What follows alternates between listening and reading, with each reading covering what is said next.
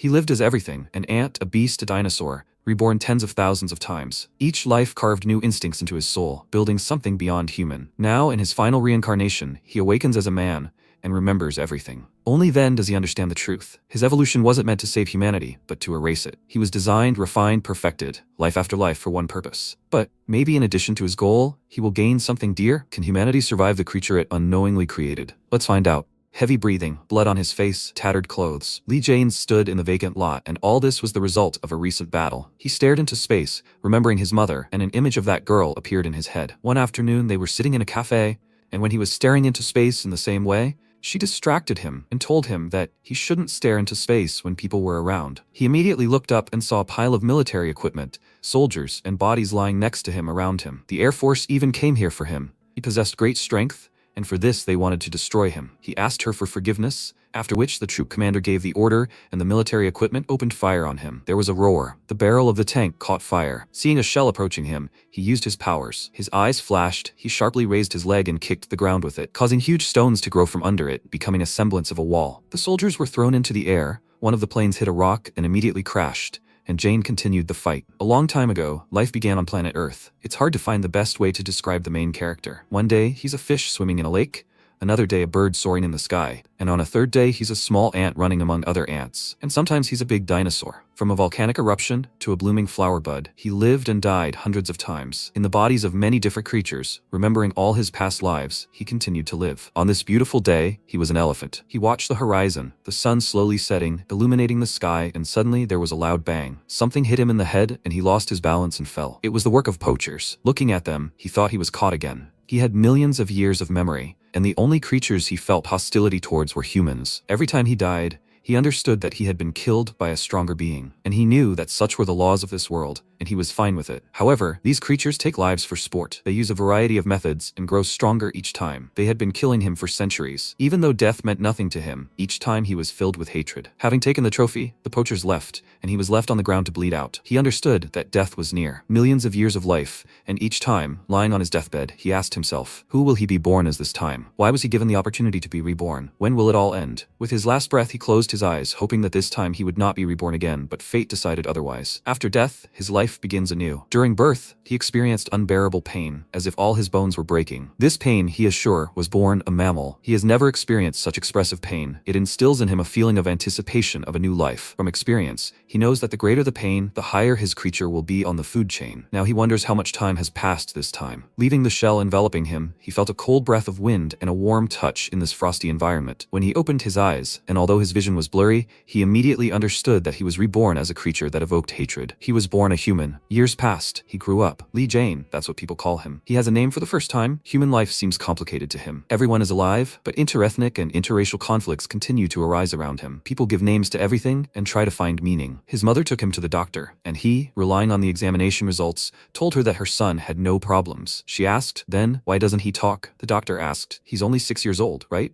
He's still quite young. She indignantly said that that wasn't the problem. He barely reacts when she tries to talk to him. He didn't even cry at birth. He looked at the examination results again, puzzled, and said that he had no problems with his development. Perhaps it was something psychological. She frowned, guessing what he was hinting at, and he suggested that she take him to a therapist. She immediately jumped up from her seat and indignantly slammed her palms on the table, exclaiming, does he want her to send him to a mental hospital? Is he really implying that her child has gone crazy? He became agitated and told her that that wasn't what he meant, and when he asked her to calm down, she became even angrier. Jane looked at her. His mother's name is Oh Youngshil. She is a foolish woman. She lost her family in the war, and soon her husband was also killed, and she was left alone with a child. The world was too cruel to her, but she had someone for whom she continued to live. She sold vegetables at the local market to earn a living, and was never separated from her child. One day, she heard that children grow up listening to what people say around them, and so every night she talked to her son, despite the fact that she received no answer. She stroked his face and told him that she loved him. Although he did not understand what she was saying, he felt warmth. He did not hate this woman. As soon as she fell asleep, he went for a walk. There was a big difference in this life. Late at night, croaking was heard in the street, which immediately stopped as soon as a man ran past the frog. 3 men were chasing him.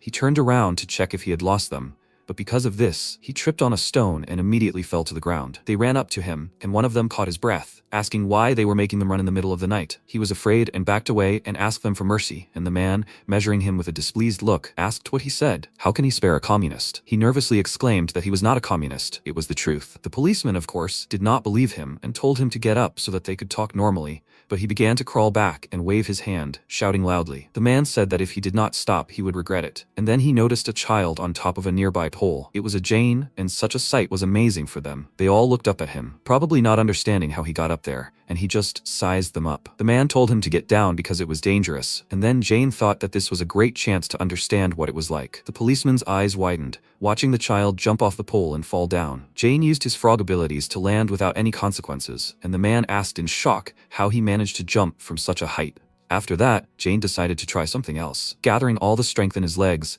he suddenly rushed forward. It was the ability of a cheetah. Seeing this, the policemen were dumbfounded in surprise. He continued to approach. One of them sensed a threat in him and pulled out a gun. Then Jane clenched his fist tighter and used the ability of an Argentinosaurus. He dealt him a powerful blow to the head, knocking out his teeth and throwing him back. The gun flew out of his hands. His colleagues turned to the boy in shock, and he confirmed that he possessed an exceptional ability. He was born with the abilities of all the creatures he once was. Why? He doesn't know. But it's obvious to him that this is the end of his path, his last life. The man sitting on the ground wet himself with fear. The comrade of the just-killed policeman got angry and shouted, "Who the hell is he?" Jane slowly turned to him and smiled, thinking that he could finally die. The poor guy's face was nothing but a bloody mess. The man pounced on MC and punched him in the face, asking who he was, and from his blow he immediately fell and didn't move anymore. The policeman caught his breath, trying to come to his senses, and Jane slowly got up, thinking about this pain. Without abilities, he is an ordinary person, but he has them. He placed his palm on the wound on his cheek and looked at the man, causing him to immediately tremble and lash out again, exclaiming that he was a little rascal. As soon as the fist approached the back of his head, a sharp pain shot through his wrist and it turned blue. He grabbed the sore spot with a loud cry, and Jane, using his turtle skill, grabbed him by the Adam's apple, preventing him from moving, and used his chimpanzee skill. His face began to turn blue. He gasped for breath and tried to pull the boy's hand away, but he was stronger. Jane didn't take his eyes off him. His eyes began to roll back, and he clenched his fist, thinking that as long as he used his skills, he could beat anyone. But as he was about to strike, the communist grabbed a pistol and fired several bullets at him, one of which pierced his side. He looked at the bleeding wound in surprise, then turned his gaze to the frightened man and fell to the ground, realizing he had made a mistake. The loud sound caused the birds to fly away. The man lowered the pistol with trembling hands, and silence reigned for a few seconds. He looked at the boy. He hadn't moved. Shaking with fear, he began to stutter, then abruptly rose and broke into a run, and the last remaining policeman froze, not knowing what to do. Run after him or help his comrades? Very soon morning came. Jane woke up, he raised himself up and rolled over onto his back, thinking that he had been hit with that strange object again. Thanks to the sea cucumber's ability to regenerate, he survived. He stood up and touched the place where the bullet hit. He thought that nothing could surprise him anymore, but it was amusing. He was amazed that such a small body could contain so much power, and he had to accept it. He glanced towards the city, and a familiar voice reached his ear. Having discovered his disappearance, Young Shil ran out of the house and began calling for him in tears, waking up all the neighbors. She stood in the middle of the road and desperately called for her son, crying, but he didn't answer. Jane heard her, but he wasn't going to go to her. He glanced at the scarecrow on which the sparrow was perched, and in an instant he was very close to the bird and grabbed it with his teeth. Having landed, he chewed it and, looking at the feather, thought that maybe he wasn't yet fully grown, but he could hunt on his own, so he saw no reason to stay with her. He remembered her speaking those incomprehensible words to him, and casting one last glance at the city, he walked in the opposite direction. His mother, meanwhile, was desperately calling and screaming for him. 4 days had passed, and during all that time, wandering around the city, he had significantly exhausted his body. Having completely lost all strength, he fell to the ground and took a few deep breaths, after which he rolled over onto his back and thought that he was overcome by heat and hunger. Was something wrong with his diet? He thought he was omnivorous. So what was the matter? In all his millions of lives, he had never experienced this feeling. He felt death approaching and thought that everything was fine. He regretted nothing, but still, he doubted. Was this really the end? Hearing a rustle, he turned his gaze to the side and saw her. His mother, who had been wandering here all this time and looking for him, emerged from the bushes. Seeing her emaciated son, she froze, and then, with tears in her eyes, rushed to him and hugged him tightly. Jane thought he was dying, but he suddenly came to his senses, and the thought that he was hungry immediately flashed through his mind. He wanted to eat the food prepared by this woman. She continued to hold him tightly and cry, and he thought she was too loud.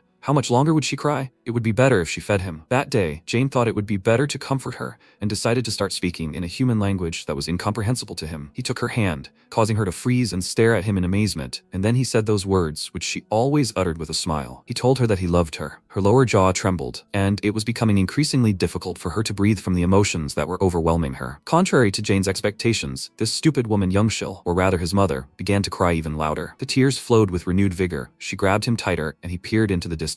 The sunset that evening was especially beautiful. That day, he decided to leave everything as it was. Until he grew up, he would try to be a human being. Soon, news of the incident came to light. The communist was eventually captured, and during questioning by the police, he told the detective everything. He looked at him with obvious disbelief and asked, "Does he mean to say that he was beaten by a small child?" He exclaimed that that was exactly how it was. He killed him. The man asked where his body was. Why was only Detective Anne's body found at the scene? The man fell silent, trying to find the words, then looked away and said that he was sure he had been shot. He asked, "So that means he shot the detective?" The man exclaimed that it wasn't him, then looked at the policeman, who had also been chasing him that night, and asked why he was silent. He saw it all too. He shot the child to save him. He looked down, and they both stared at him, waiting for him to say something. He asked the detective if he really believed him. Why was he taking a communist's word seriously? He was tired. Maybe they would finish the interrogation and assign him the appropriate punishment. The accused screamed loudly, asking them to let him go. He saw it all too. Why did they do this to him? He wasn't the one who shot the detective. He only killed the child. He's not even a child, but a real monster. While the detective was subduing him, the man lit a cigarette and thought about this monster. It was an ordinary day. Youngshil went outside with her son,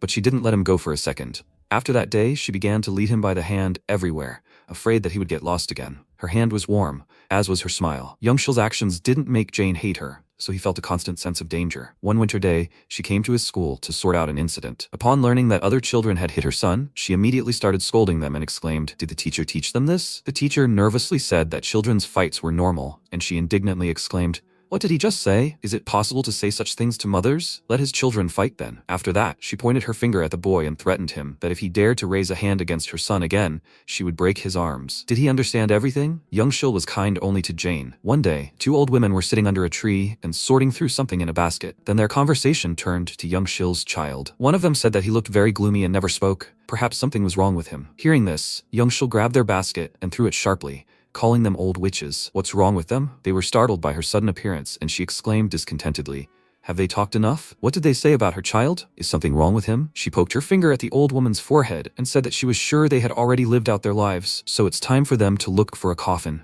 Nobody cares about their opinion. That's not all. This woman was very willful. One day, while she was working, a man approached her and started a conversation about love for their country. And then she asked discontentedly what this country did for them. Her father died from a gunshot, and she became an orphan. And then her husband died in the war, and she became a widow. And now they want to take her job? She has been working here since the time when her child was still in the womb. Who do they think they are? Jane stood nearby and simply watched all this with an indifferent face, after which his mother lay down on the road and exclaimed that if they kicked them out, they would die of hunger. She would not move anywhere even under the threat of death. If they were not going to kill her, then let them get out of here. Youngshil was constantly fighting the world. Time flew by. Over time, Jane finally got used to the human body, but he began to think about leaving. They were on a walk and found themselves near a flower field. Youngshil plucked a flower and tucked it behind her ear, then turned to her son and asked with a smile, "Do you like it? Is his mother beautiful?" He remained silent as usual, and she just smiled, then got up and brushed off her skirt. She extended her hand to him and said that now they would go for food. He took her hand. It was warm, but hard. Then he decided to ask, "Why fight?" She looked down at him in surprise and froze, looking into his eyes,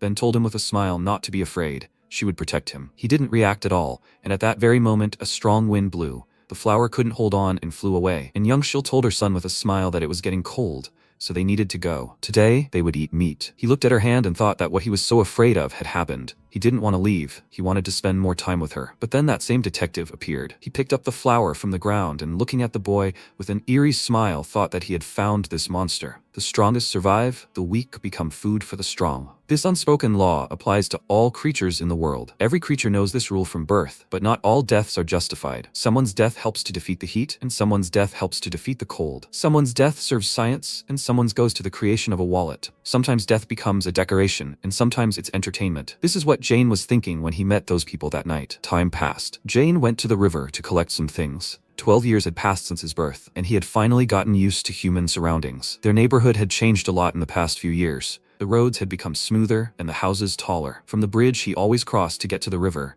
The outline of a factory and the black smoke constantly billowing from its tall chimneys could be seen in the distance. All the waste, of course, was dumped into the river. The first thing he did when he got home was check on his sick mother, who had fallen ill from the poisoned water. A few days ago, she had cooked him some fish, but as soon as he tasted it, he spat it out, and she frowned, asking why he had done that. Did he get a bone? It was food Jane instinctively hated. Youngshul asked discontentedly. Didn't he know how healthy it was? After all, she had told him how hard it was to catch this fish. She took a piece and wanted to feed it to him, but he told her he didn't want any. His expression made her freeze for a moment, then said that since he didn't want any, she would eat it herself. People dream of trying at least a piece of this fish. After chewing it, she told him with resentment that she would eat it all herself. Then he should have dissuaded her from eating it. Currently, he soaked a towel in cold water and placed it on her forehead. She immediately opened her eyes and, seeing her son, smiled, glad that he was taking care of her. His face, as always, was emotionless.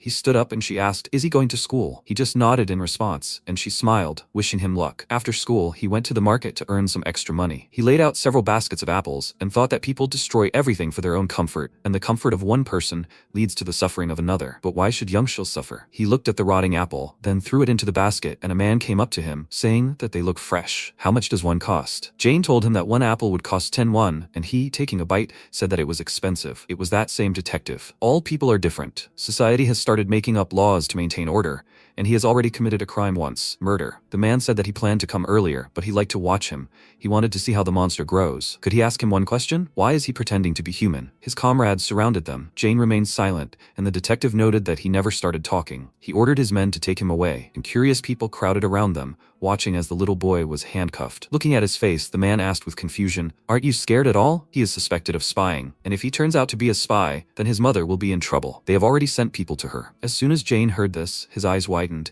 and the detective added that it seemed she had health problems. He wondered if she would survive the investigation, because the measures would be quite cruel. Jane decided to take action, and the detective, noticing some changes in him, ordered his colleagues to step away from him. If they stood near him, they could die. They stared at him in bewilderment, unable to imagine what a small child could do to them. Then Jane kicked the road, causing cracks to appear. People were very surprised by what they saw, and the man grinned, as if he had been waiting for everyone to see his abilities. After that, Jane turned sharply and ran towards home, under the surprised gaze of the townspeople. Everyone started asking what happened and how he did it, and then the detective asked, didn't they understand? He was a monster. Jane, meanwhile, ran home as fast as he could. The person who called him a monster had definitely underestimated him. He could be anyone, and that day he became a disaster. Years passed, the city grew, and so did Jane. The advantage that allows people to stay on top of the world despite weak organization is language. The ability to communicate allows humans to form groups and evolve faster than any other creature. He began to understand their language, and he would never forget that woman. Was it a blessing or a curse? That very day, he ran home as fast as he could through rivers, forests, and fields, and even used his past life skills to get there faster. Meanwhile, a detective was sitting on a bench, smoking, and there was a mark from a blow on his cheek. His colleague approached him and asked if he was okay. He had seen his boss scolding him. He remained silent, and the man sat down next to him, saying that he also found it all strange. Could a 12-year-old child really be a spy? So many people had already been recruited to capture him. He heard that he kept imposing his positions. The detective told him that he knew that, and he asked, then why had he tried to stop him? After his question, he thought about it. As soon as he remembered the boy's look and smile that night, his hand trembled, and he answered him that it was because he was scared. Meanwhile, people crowded outside Youngshul's house. The man asked if the address was correct. His colleague checked it again and confirmed it, after which he ordered him to take her out. They came closer to the house and started calling for her, and at that moment, Jane appeared above them. He landed behind them and they immediately turned around at the sound, and he looked up at them with heavy breathing. People were surprised that he appeared so suddenly, and then a man approached him, asking if he lived here. He nodded in response, and the man whispered to his colleague, doesn't he think the boss made a mistake? Let him just take a look at this child. He answered him that they would know this only after interrogation, and ordered them to take him away. After that, they approached him and asked if he would go with them. Jane's hand trembled. He was about to act, but the door to the house opened slightly and he froze. Youngshul looked outside to check what was happening, and seeing a whole crowd of men and her son, she became visibly alarmed. The policeman said that it was probably his mother. It seemed that she was ill. The man ordered them to grab them, and added that they were just following orders, after which, one of them put his hand on the boy's shoulder and Youngshul anxiously leaned forward, exclaiming, what are they doing? She left the house, asking where they were taking her son. Let him go. The men remained silent, and looking at them, she became very nervous, after which she began to loudly call for help, saying that they wanted to steal her son. One of the policemen extended his hand to her and told her to calm down, but she pushed him away and in anger called him a scumbag. She continued calling for help and one of the policemen asked where she got the strength to scream. It seemed like she was about to die. His colleague asked if she was pretending. She was definitely a spy. Youngshil continued screaming loudly for help, and then one of the police officers grabbed her by the shoulder and hit her in the face, roughly telling her to shut her mouth. Watching his mother fall, MC realized that human language can describe almost anything. At that moment, he felt a cold draught. Youngshil fell to the ground. Jane felt anger boiling inside him. That's when he lost his mind. Within minutes, everyone was dead. Some bodies were scattered across the rooftops. Others were stuck in the ground, and in the middle of this horror stood a boy trying to come to his senses, and next to him was his crying and shocked mother. She called out to him, and he immediately turned to her with a wild look. Then she couldn't hold back her tears, and he realized that it had happened again. At that moment, a car pulled up, and the detective, seeing a pile of bodies, just laughed out loud. He was very glad that Jane showed his true abilities, and everyone would now believe him. He turned to his guys and joyfully spread his arms out to the sides, asking what he told them. He knew he was a monster. After that, he turned to the boy and told them not to spare him.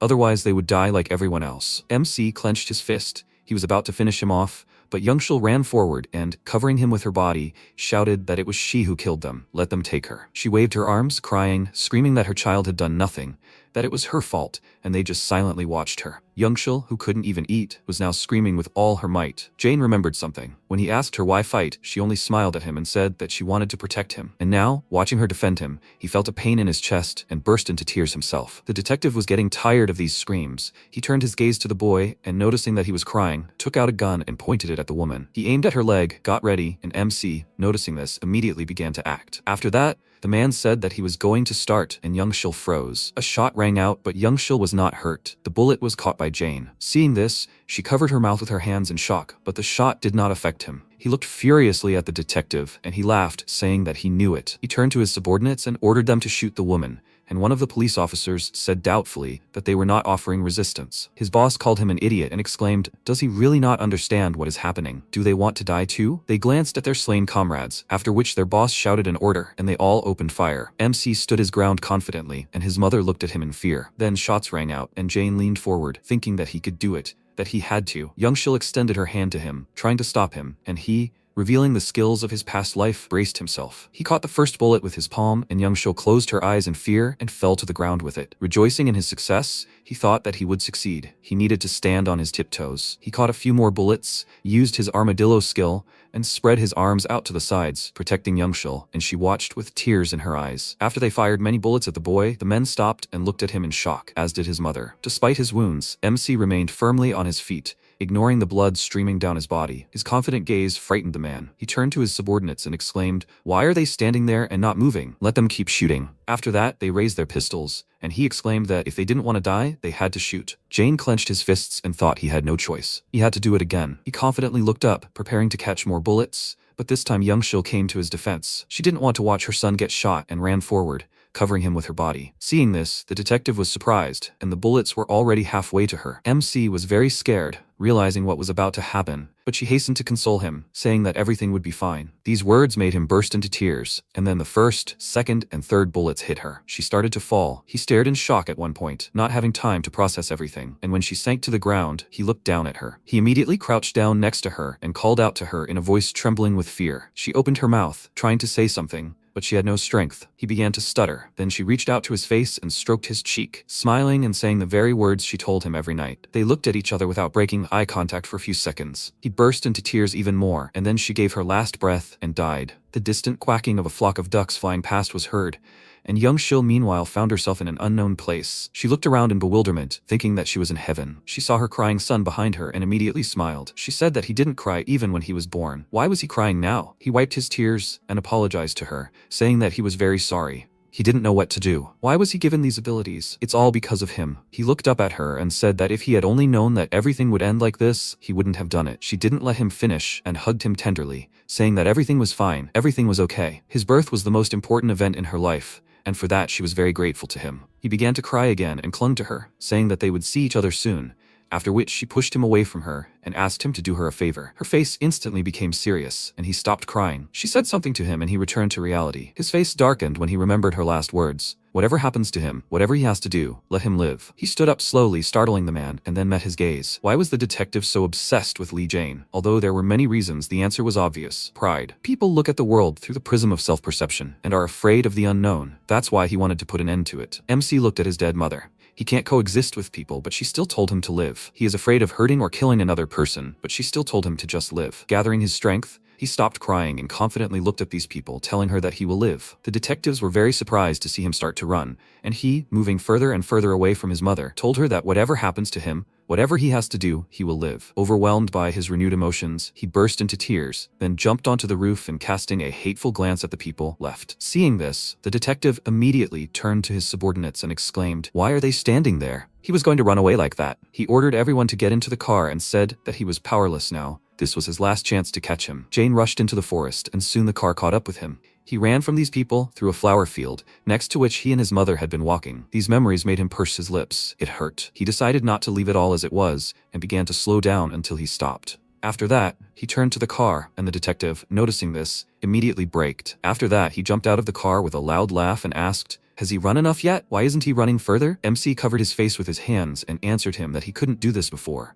Otherwise, his mother would have suffered. He asked them for forgiveness, which took them a little by surprise, and said that the people he killed, everyone who died at his hands just like them, must have a mother. Everyone must have that one person who loves them, just like him. He looked at the detective with a stern look, and he, smirking, noted that they spoke poorly for their age. Jane lowered his hands and said that he understood that he had done something wrong, but it concerns them too. They mercilessly kill, destroy, and ruin everything. One of the police officers leaned forward, angered by his words, but his boss stopped him. MC looked up to the sky and said that he always wondered, why is he born again and again? Why is he given these powers? And finally, he understood. After these words, power boiled within him. The road under their feet cracked, and Jane said that he was born to destroy them. Hearing this, the detective became very nervous, and then raised his head, following the boy with his eyes. He jumped high into the sky. This sight shocked them. Then he hung in the air for a second, and immediately rushed down. The detective screamed loudly in fear, and then MC hit the ground with such force that the car was thrown several meters, and pieces of soil flew around. The car fell with a crash, and the people were buried under pieces of earth. The detective was still alive. He said with heavy breathing that he knew he was right. He must die. Monsters like him should not exist in their world. Jane agreed with him and came closer to him,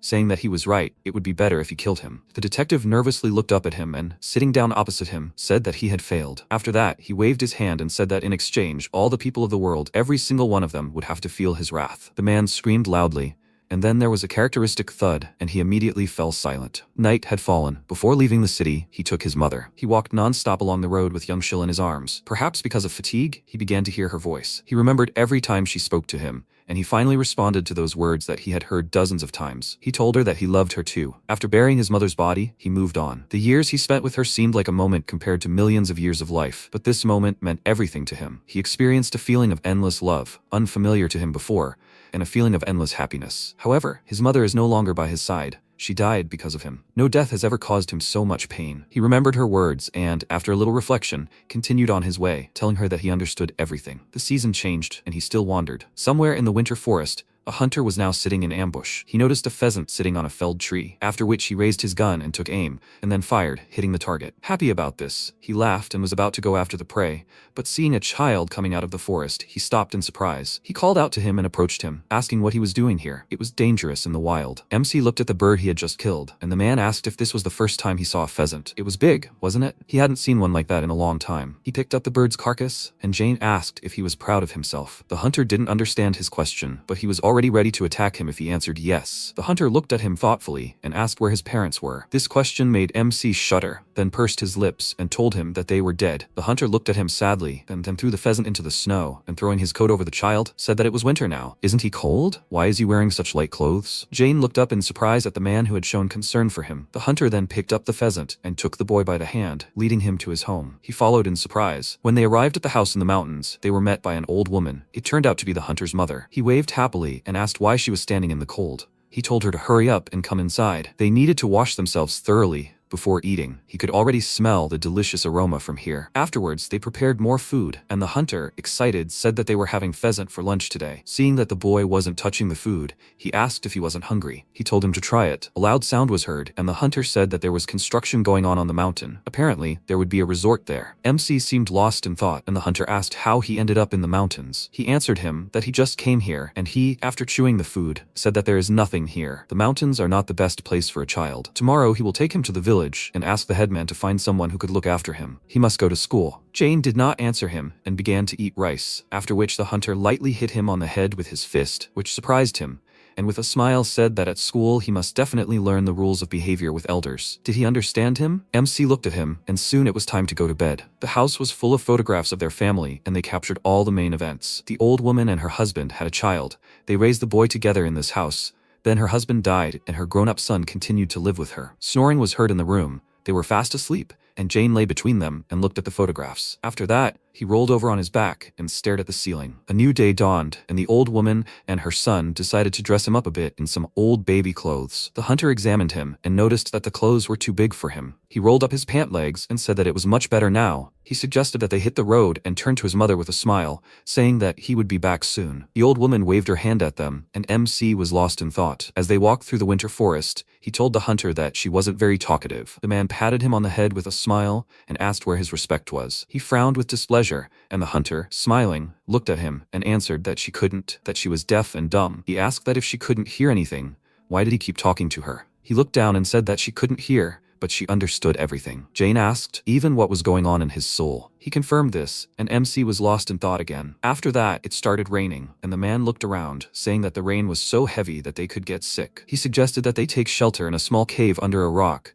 but it was located right under a construction site. As soon as they settled into the shelter, he noticed that everything was strange. Why was it raining in the middle of winter? As luck would have it, the rain washed away the ground, causing felled trees and rocks to fall. Even though the landslide was small, it was enough for something bad to happen. Jane survived, but the hunter found himself under a pile of dirt and rocks. In addition to the fact that his entire body was buried, he also received a blow to the head. Breathing heavily, he called out to the boy and asked if he was okay. Jane looked at him fearfully, then ran up to him and began to dig him out, and he sighed heavily and asked how this happened. MC worriedly asked him to hold on a little longer. He would pull him out now, but the hunter was already losing strength, and his vision was growing cloudy. He called his mother, and Jane looked at him anxiously, after which the man's head dropped and he closed his eyes. MC froze in place, not taking his eyes off him, and the rain continued to pour, filling his ears with a continuous roar. Jane looked up at the sky and remembered how he had said that there was construction going on the neighboring mountain. What was it they called it? A resort? The rain still didn't stop pouring. He finally dug out the hunter and was right now dragging him home, staring at his feet. When he looked up, he immediately lowered his gaze sadly.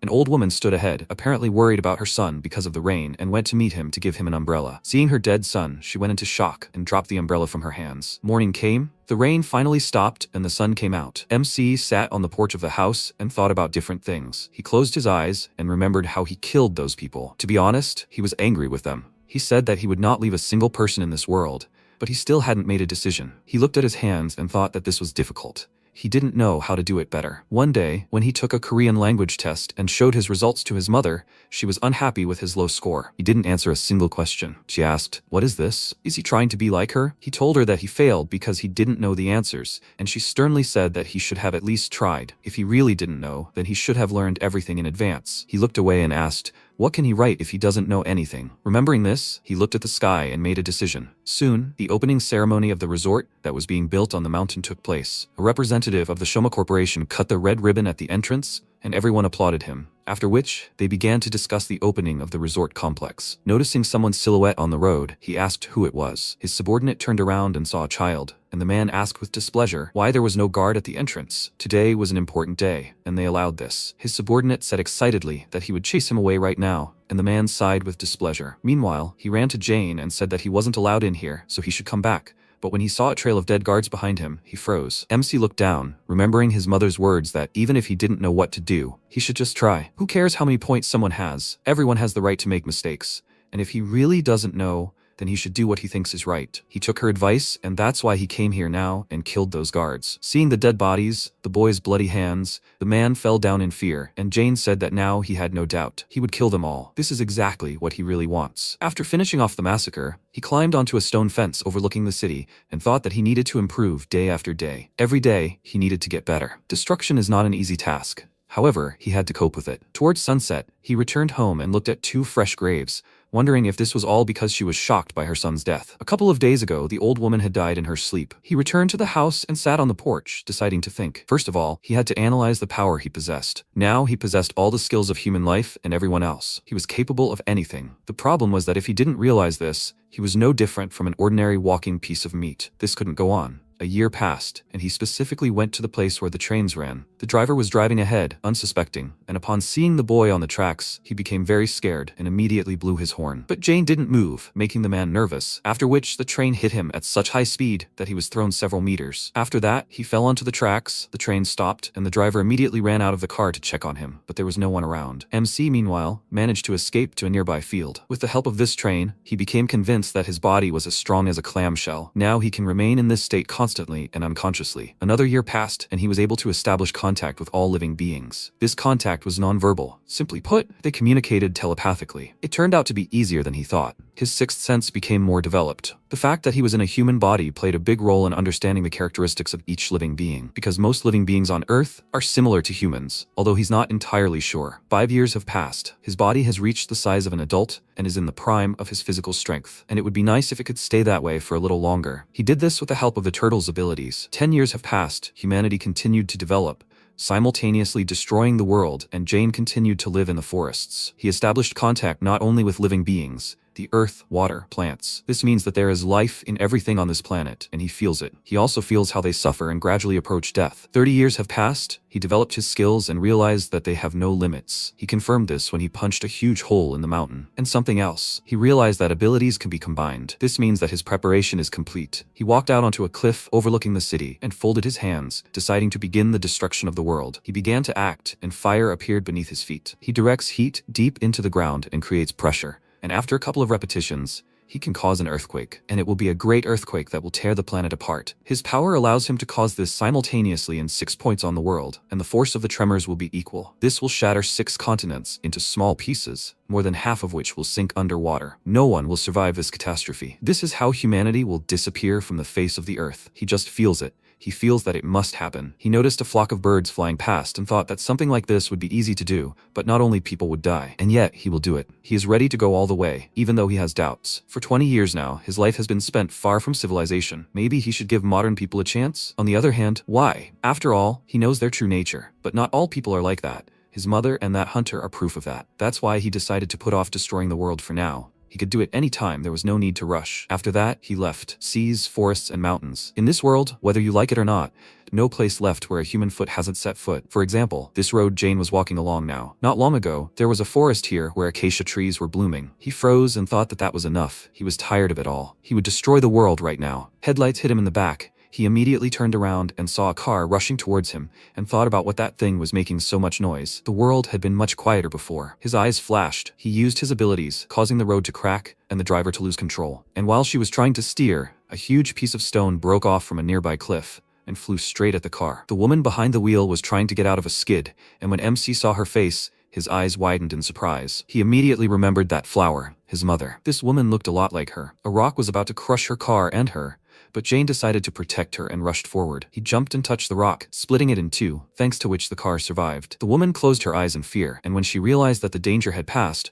she opened them and saw the face of a guy in front of her, who was staring into her eyes. This sight scared her very much, and at that very moment, a smaller rock fell from the cliff and hit Jane right on the head. He felt terrible pain. The woman immediately pulled back to avoid being hit by the rocks, and he fell. She ran out of the car and he thought, why did this happen? He needed to turn off his feelings and use force. He couldn't do anything. He started to lose his mind. And at that very moment, a woman ran up to him and leaned over him, calling him worriedly, and he thought that she looked so much like her. His eyes began to close. He felt a feeling so familiar to him, and thought that this hadn't happened for a long time. He was leaving this world. It seemed to him that he would die, but he woke up. Opening his eyes, he saw 2 women above him and stared at them in surprise, after which he abruptly stood up, not understanding what had happened. The nurse said that he shouldn't make any sudden movements. Too little time had passed since the operation. He felt his bandaged head and asked, was there an operation? She said that they were unable to establish his identity and get permission from his relatives, but the doctor said that they couldn't wait. Now everything is fine. What is his name? She doesn't have any information about him, so she asks him. MC stared blankly at one spot, and they looked at him expectantly. He then looked up at the ceiling and said he couldn't remember. The woman he saved was named Lisu, and she immediately noticed his strange dialect. In his mind, MC recalled the image of his mother, and he immediately remembered everything, after which he told the nurse that his name was Lee Jane.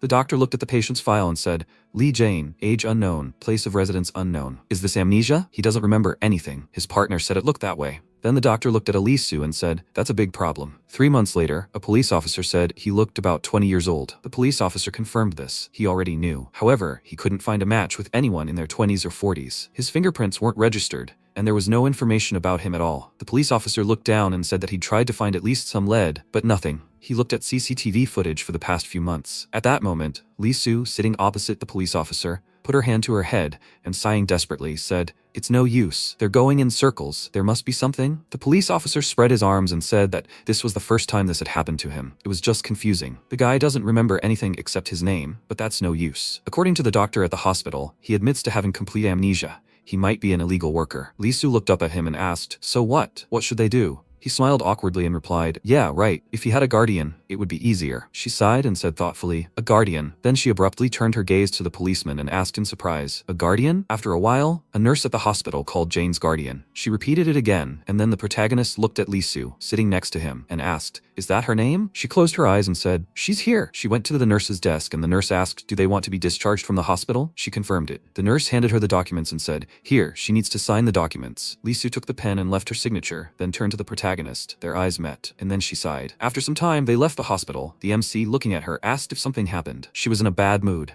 She turned her gaze to him, and he looked at her in surprise. She said that she wanted to clarify the situation once again. She was not to blame for anything. It was all because of the rock slide. She should not be responsible or indebted to him. The protagonist tilted his head and asked, did he say anything? Why was she repeating it? She looked at him silently, and then came closer and said, they say he is about 20 years old. She said he is 24. The younger the better. She folded her arms across her chest and, coming even closer, frowned. After which she said, for the record, she is 34 years old. A little older than him, right? He replied, she said the younger the better. And what's it like to be so old? She looked at him indignantly, then stepped aside and sighing said, okay, he can address her informally. She's only old enough to be his sister anyway. He was surprised, addressing her informally. Then she said she's his older sister now. Had the blow completely erased all his manners? Should he relearn them? The protagonist's estimated age was 3.5 billion years. Then Lisu stepped forward and told him to forget it. They should go. He was surprised. Where? She replied that she would look for a job for him. He could stay with her until she found a job. Once she found a job for him, he should leave. Then she turned her gaze to him and noticed that he took her hand. She indignantly pulled her hand away and shouted, hey, what's going on? The protagonist looked at her in surprise, and she said indignantly, she already told him he shouldn't just touch people. He was surprised, but why? She frowned, and then, sighing, put her hand to her head and said, damn it, you just can't. If he wants to take someone's hand, he needs to ask permission, and only then act. He asked if she would give him her hand. She sighed and said that he was already annoying her, and then she turned her gaze to him and added that he should speak with respect. He asked if she would let him take his hand. She remained silent. And then she took his hand herself and, walking forward, said that they needed to go. Memories suddenly surfaced in the protagonist's mind, and tears began to flow from his eyes. Lisu turned around in surprise, and noticing tears on his face, asked what was wrong with him. Why was he crying? He began wiping away his tears, and asked him, and indeed, tears. He himself doesn't know. Sometime later in a coffee shop, Dawn looked at Lisu and asked, is that why she decided to drag him to her? Lisu took a sip of coffee and answered, yeah, for a while. Then Dawn turned her gaze to the protagonist, and he asked, what are you staring at? She continued to stare at him, perplexed. After some time, Dawn said, no way. Lisu put her hand in her pocket and asked, what's wrong with her? She can't leave him outside. She folded her arms across her chest and, looking out the window, said that he's strange. She asked, where? She replied, they don't know anything about him because the guy has amnesia, and his dialect is strange. Lisu was surprised. A dialect? Dawn put her hands on her waist and said that her mother is from Gyeongsang province, and she can tell for sure that he speaks this dialect. More precisely, the same. His speech sounded like he was imitating a dialect. Lisu scratched the back of her head and asked why he was doing that. She asked in response, how should she know? She'd said it all. She just needed to think, to use her brain, after all. She just dragged a stranger here. Did she even realize what she was doing? Lisu thought about it. It made sense. Then she looked at the protagonist again, and he, noticing her gaze, smiled. Dawn covered her face in embarrassment, and Lisu said that she felt guilty for what happened to him. Besides, she had a good feeling. Dawn looked at her and asked, a premonition? What was she talking about? She looked away again and said that her intuition told her he was harmless. Then they both looked at the protagonist, and Dawn thought he looked kind. After that, she sighed and, running her hand over her head, said, damn.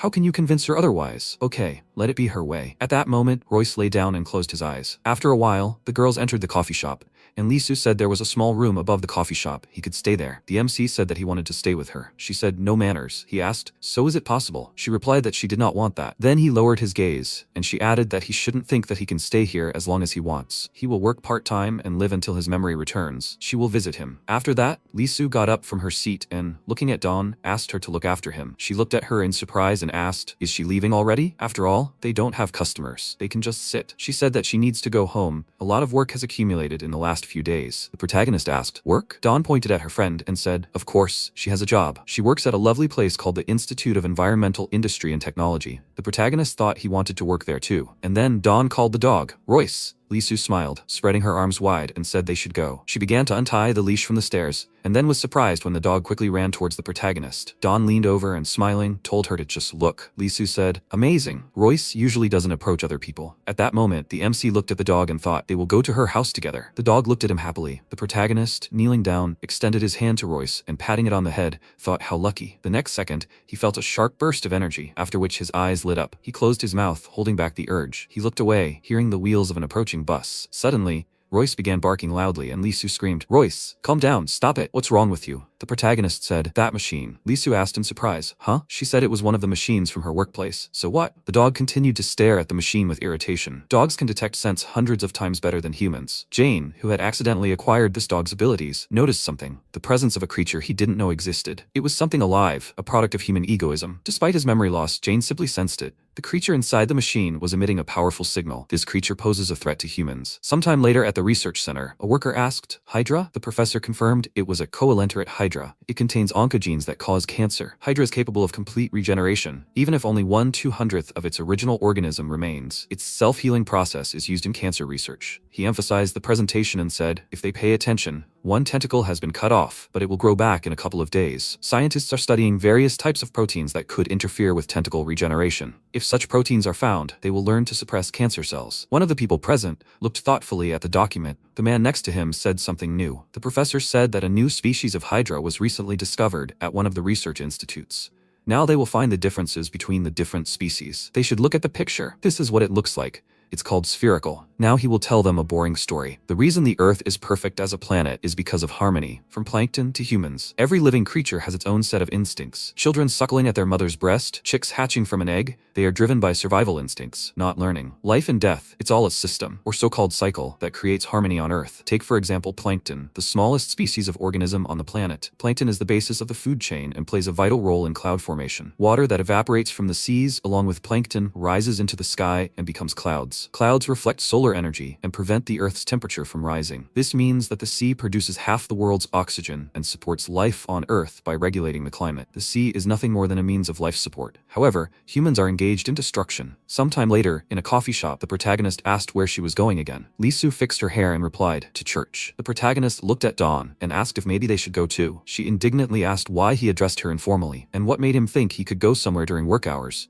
He replied, because there were no customers. She looked at him indignantly and asked, then maybe she should fire him? Besides, she was a Buddhist. The protagonist asked, a Buddhist? Lisu said, sure. Did he belong to any religious denomination? He doesn't remember. The protagonist looked at her and asked in surprise, religion? Dawn said, well, belief in God and all that. He replied that he didn't know. She asked if he was an atheist. He asked, who else is that? Lisu replied, a person who believes in science, not God. The MC replied that that wasn't true. He was definitely a believer. The girls were surprised, right? He replied that if he said that wasn't true, it would be too simple. They looked at him thoughtfully, and he thought, even having lost his memory, he knows that he has existed on Earth for billions of years. He just feels it, a perfect world. And on this perfect planet, nothing contradicts harmony. There are typhoons, hurricanes, earthquakes, tsunamis, natural disasters, but that's not enough. To maintain harmony, new life forms appear, which have instincts, an instinct for survival. And there are two kinds of creatures on Earth that destroy people. One is locked up, and the other he's forgotten, but they'll meet soon. And no one knows what this will lead to. The protagonist smiled and looked at the pattern on the foam of his coffee. After a while, Dawn sighed and said,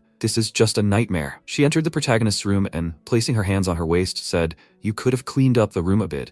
It already looks like a pigsty, or is he planning on living in a dump? MC looked at her silently. She told him to answer when spoken to. He said, okay. She leaned over to the box and told him to get up. He had to put all the boxes in one corner. He said, okay. She picked up the box inside, moving to the side. He picked up a box too and said, "So many boxes, what's in this?" She placed the box on top of the other box and told him to hurry up. There are books in there. Originally, the cafe was supposed to have shelves of books, but the guests weren't interested in reading them. Then she looked at him thoughtfully and added that if he gets bored, he can browse through them himself. The protagonist looked thoughtfully at the books, and then she added, "By the way, they can do his hair a little later. It's a mess, okay?" He replied, "Yeah." The box contained books called Mysterious Animals. Sometime later, on the first floor of the coffee shop, Dawn said, "They have a guest." The protagonist said, "Welcome." She said the guest ordered an Americano and handed him 10,000 won. He said that he received 10,000 won and gave him change of 7,000 won. She added, having prepared the drink, he should serve it at the table. The protagonist said, "Her Americano is ready. She should enjoy it. How is it?" She put her hands on her waist and replied, "Not bad." She gives it 90 points out of 100. He replied, "I understand." Then she said thoughtfully, "One more thing, 2 points missing." She raised her index finger and added, "He needs to be a little more friendly and smile more, then he'll get 100. After a while, the door to the coffee shop opened, and Dawn said in surprise, "Guests." The girls looked ahead in surprise, and then the protagonist smiled warmly and said, "Welcome to their coffee shop." The girls' faces blushed with embarrassment. As evening fell, Lisu went for a jog, stopping near the coffee shop. She took off her headphones and looked through the glass in surprise, where the MC, smiling, was serving drinks to the girls. As the coffee shop closed, Dawn, holding her phone in her hand, joyfully shouted, "He's her darling." She winked at the protagonist and added, "Thanks to his smile, customers kept coming." He stretched his cheeks and said it hurt. She said he was a good boy, a clever boy. He should always smile like that. Then Dawn looked at her friend and asked, "By the way, why did she come so suddenly?" She didn't even call. Lisu, who was sitting opposite him, replied that she was out jogging and decided to stop by to see how they were doing. Dawn looked at the protagonist and said that she was worrying in vain. There Jane adapted quickly. Lisu smiled and said that she saw that she was in a good mood. "Maybe they could have a drink?" Dawn replied no, she had a blind date. Lisu said, "Well, nothing can be done about it." Then the protagonist said that he could. She looked at him in surprise and asked, "Huh?" He said that he didn't have any plans. An awkward silence fell. And sometime later in the establishment, Lisu called the protagonist. He asked, "What?" She asked, "Why is he so gloomy?" She took the bottle and asked, "Soju or beer? Or maybe they should mix it?" He replied that he had never drunk anything like that. She looked at the glass and asked, "Never?" Maybe he had amnesia, but she was sure he had drunk many times. He should look and tell her when he had enough. Then she handed him the glass and said, "Okay, you need to drink it all down." He took the glass in his hand and then began to drink the contents. Then he wiped his mouth and frowned. Lisu asked, "How is it? Is it tasty?" He turned his gaze to the glass and asked, "Is it tasty?" "Disgusting." She said that he wouldn't understand. She drank her drink and happily said, "Oh yes, now she feels alive." He asked, "What does she like about it?" She poured more drink and said that she didn't know, she just wanted to get drunk. He asked, "Well, once she gets drunk, then what?" She replied that she was simply so used to relaxing, the world was quite cruel, and if he wanted to live it to the fullest, he had to be just as cruel. But she was not that kind of person at all. Then she took a sip of her drink, and the MC asked, "What if she got drunk?" She looked at him in surprise, and then turned her gaze to the empty glass and, handing it to him, told him to look at how it sparkled, just like her. He looked at her thoughtfully, and then turned his gaze to the beer in his glass. He thought, really. After some time, they were walking down the street. Lisu happily raised her hands, and the protagonist blushed from drinking alcohol and asked, "What is this? Why is the whole world spinning?" She slapped him on the back and, laughing, said that that's the whole point. Then she pointed to the side and said that she should go that way. "Good luck." He said that he would walk with her. It was dangerous to walk alone at night. She covered her mouth and asked who taught him such things. He remembered a book called Manner Makes the Man. Then they set off and Lisu looked to the side and said, "Wow, fireflies." She noticed a glow in the grass and added that she was seeing it here for the first time. "How nice, beautiful." MC asked, "Okay?" She looked at him in surprise and asked, "Huh?" "Well, yes, it is beautiful, isn't it?" Then the protagonist focused his gaze on one of the fireflies, and immediately his eyes lit up. Lisu looked at him in surprise, and then her face distorted in horror when the protagonist began to glow. He asked, "Is that so?" He laughed lightly and asked, "Does that mean he is okay too? Is he beautiful too?" She continued to look at him in fear, and he asked, "What is wrong with her?" She screamed loudly in fear. He wondered what was wrong with her. She started to run in the opposite direction, and he ran after her and started calling her. She turned around and shouted at him not to come near. He asked her to stop and watch where she was running. She looked ahead in surprise and noticed that she was very close to the cliff, but before she could brake, she still plummeted. MC noticed, and Lisu thought she was going to die. A cheetah. Although cheetahs look similar to leopards, they are distinguished by a stripe running from their chins to their eyes. They are also similar in size to leopards, but have slightly less muscle mass, making them practically the same size, though lighter. A cheetah can reach speeds of up to 100 kilometers per hour in an instant. Its body is perfectly adapted for running, thanks to its long legs and strong upper body muscles. Cats typically have heavy, retractable claws, but only cheetahs have erect ones. The next second, the protagonist lunged forward. Lisu opened her tear-filled eyes and looked ahead in surprise, noticing the protagonist, whose eyes were glowing. He flew up to her suddenly, then turned his gaze to her and landing, caught her. He looked at her and said that she scared him. Is everything okay? She continued to look at him fearfully. Sometime later, in the research center, the professor, looking at the flask, said, the hydra they recently did a report on is spherical. The body of this one, no matter what part of the hydra they cut off, it regenerates quite quickly. He pointed his hand at one of the flasks and said that now there are even more hydras. At the moment there are 14 of them. One of the workers thoughtfully said, so the cut off part developed and became similar to the hydra itself. Can they consider each of these as a separate entity? The professor said that was an excellent question. They discovered something interesting. He took out a small flask and said that it was H2SO4, sulfuric acid. When in contact with water, it releases a huge amount of heat. Their sample does not die if acid is added to it. Even though it was still alive, the stimulation process was already underway. He added sulfuric acid to the flask and then suggested looking at the other samples. At that moment, movement began in the other flasks as well. He noticed they could see that the effect had affected this one as well, so they would return to the question, would they be able to view each body as a separate entity? There was no answer yet. Then Lisu looked at the professor and said, it's not connected to nerve endings. How is that possible? He answered, and another question he couldn't answer. She turned her gaze to the creature. As night fell, the professor asked in surprise, can people glow like fireflies? Was she in her right mind? Was she sure she hadn't had anything to drink this morning? Lisu laughed awkwardly and asked, stupid, right? And yet, what if such a person existed? The professor asked. Fast as a machine, strong and glowing at the same time, then this was definitely a different creature. If such a person existed, they couldn't be considered human. They were a research subject. He smiled, and Lisu thought an experimental subject then. Sometime later, in the cafe, she watched the MC wipe a glass. He noticed her, threw down a towel, and waved to her. She walked into the coffee shop and asked where Dawn was. He replied that she had a successful date yesterday and had gone to meet that person again today. Lisu turned her gaze to him and asked if he remembered last night. He asked, last night? She slammed her hand on the bar and told him not to pretend he didn't understand. He was glowing like a firefly. He replied that he didn't know how it happened, but he could become whoever he wanted. Amazing, right? But no, he wouldn't do it anymore if she didn't like it. She said that if he could become anyone, do anything, what was he even capable of? He asked, more? She had to give him time to think. Then a memory flashed through his mind. He said, destroy humanity. She looked at him, puzzled. Then his expression changed abruptly and scratching his neck asked, oh, what did he just say? She answered, destroy humanity. He asked, really? He said, nonsense. She said, in any case, he is strange. She frowned, rubbed her eye, and he, sighing, noted, there is such a thing. Then she slammed her hand on the bar counter and added, so, they need to figure this out. Sometime later, the protagonist held a document in his hand, the subject's consent to the study. First, the subject has read the documentation and also received an oral explanation regarding the study. Second, the subject has been informed of the risks and benefits. The subject has received satisfactory answers to his questions. Third, the subject gives his consent to participate in the research. Fourth, the subject has been notified of the possibility of withdrawing from the study at any time without risk to his health and safety. Fifth, by signing this document, he consents to the processing of personal information for medical purposes permitted by the laws of the country. Sixth, the subject must sign the original document and receive a copy. The protagonist asked, what is this? Lisu folded her arms and said, it says consent for research. He should sign it if he reads it. There is nothing strange or dangerous about this. Of course, he can refuse. The protagonist signed and asked, is that so? Lisu took the documents in her hand and said, aha. The protagonist raised his pen and said that he would do whatever she asked. Anything else needed? After a while, Dawn smiled, extended her fingers forward and said, hey Jane, she's back. MC, looking tired, said, welcome. Oh, is that her? She covered her mouth and, grabbing his face, said, their baby. Where's his smile? Is he going to work or die? He looked away and began to remember how Dawn told him to give her his hand. She would take blood, just one drop. He should take it and drink it.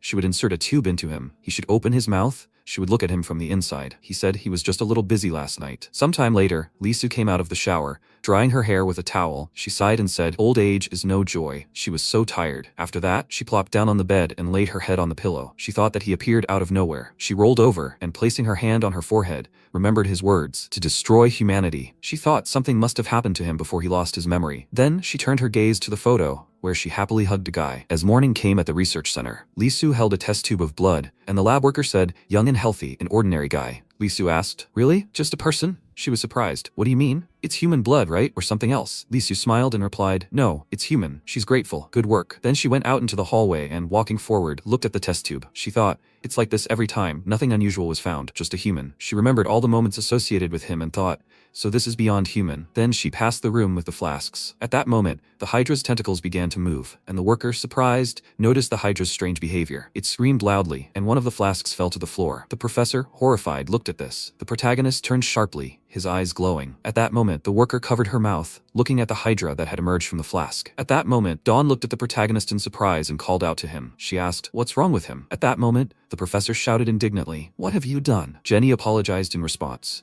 The professor thought, no. He shouted for her to bring a new flask. She ran to the exit and answered yes. The professor shouted that she should hurry, faster. Then he looked back at the hydra and stopped in surprise, noticing how one of the tentacles reached for his finger. It began to wrap around his finger, and he thought, is it going to attack and bite? Then he let out a rare sigh and grabbed his hand. At that moment, Jenny had already brought the flask. The professor said, it's dead. Then he looked at the other flasks and thought, they're all dead. But why? Then he was suddenly surprised to notice that his hand had started moving. Jenny, perplexed, looked at him and asked, boss? She began to tremble. At that moment, Lee Soo walked forward, still holding the test tube. She abruptly opened the door to the room and screamed, what's going on? Jenny turned around and screamed for help. He suddenly had a seizure. At that moment, the professor was already lying on the floor, foaming at the mouth, and Jenny screamed, an ambulance. We need to call an ambulance quickly. Lee Soo brought the phone to her ear and said, already. She wondered if he was having a seizure. Then she asked, hello, is this 911? IEU Research Center. There's a person here. Before she could finish speaking, the professor, as if mad, rushed towards her. He pointed his hand right at her face, and she thought in surprise, huh? But before he could touch her, the protagonist's hand dug into his face,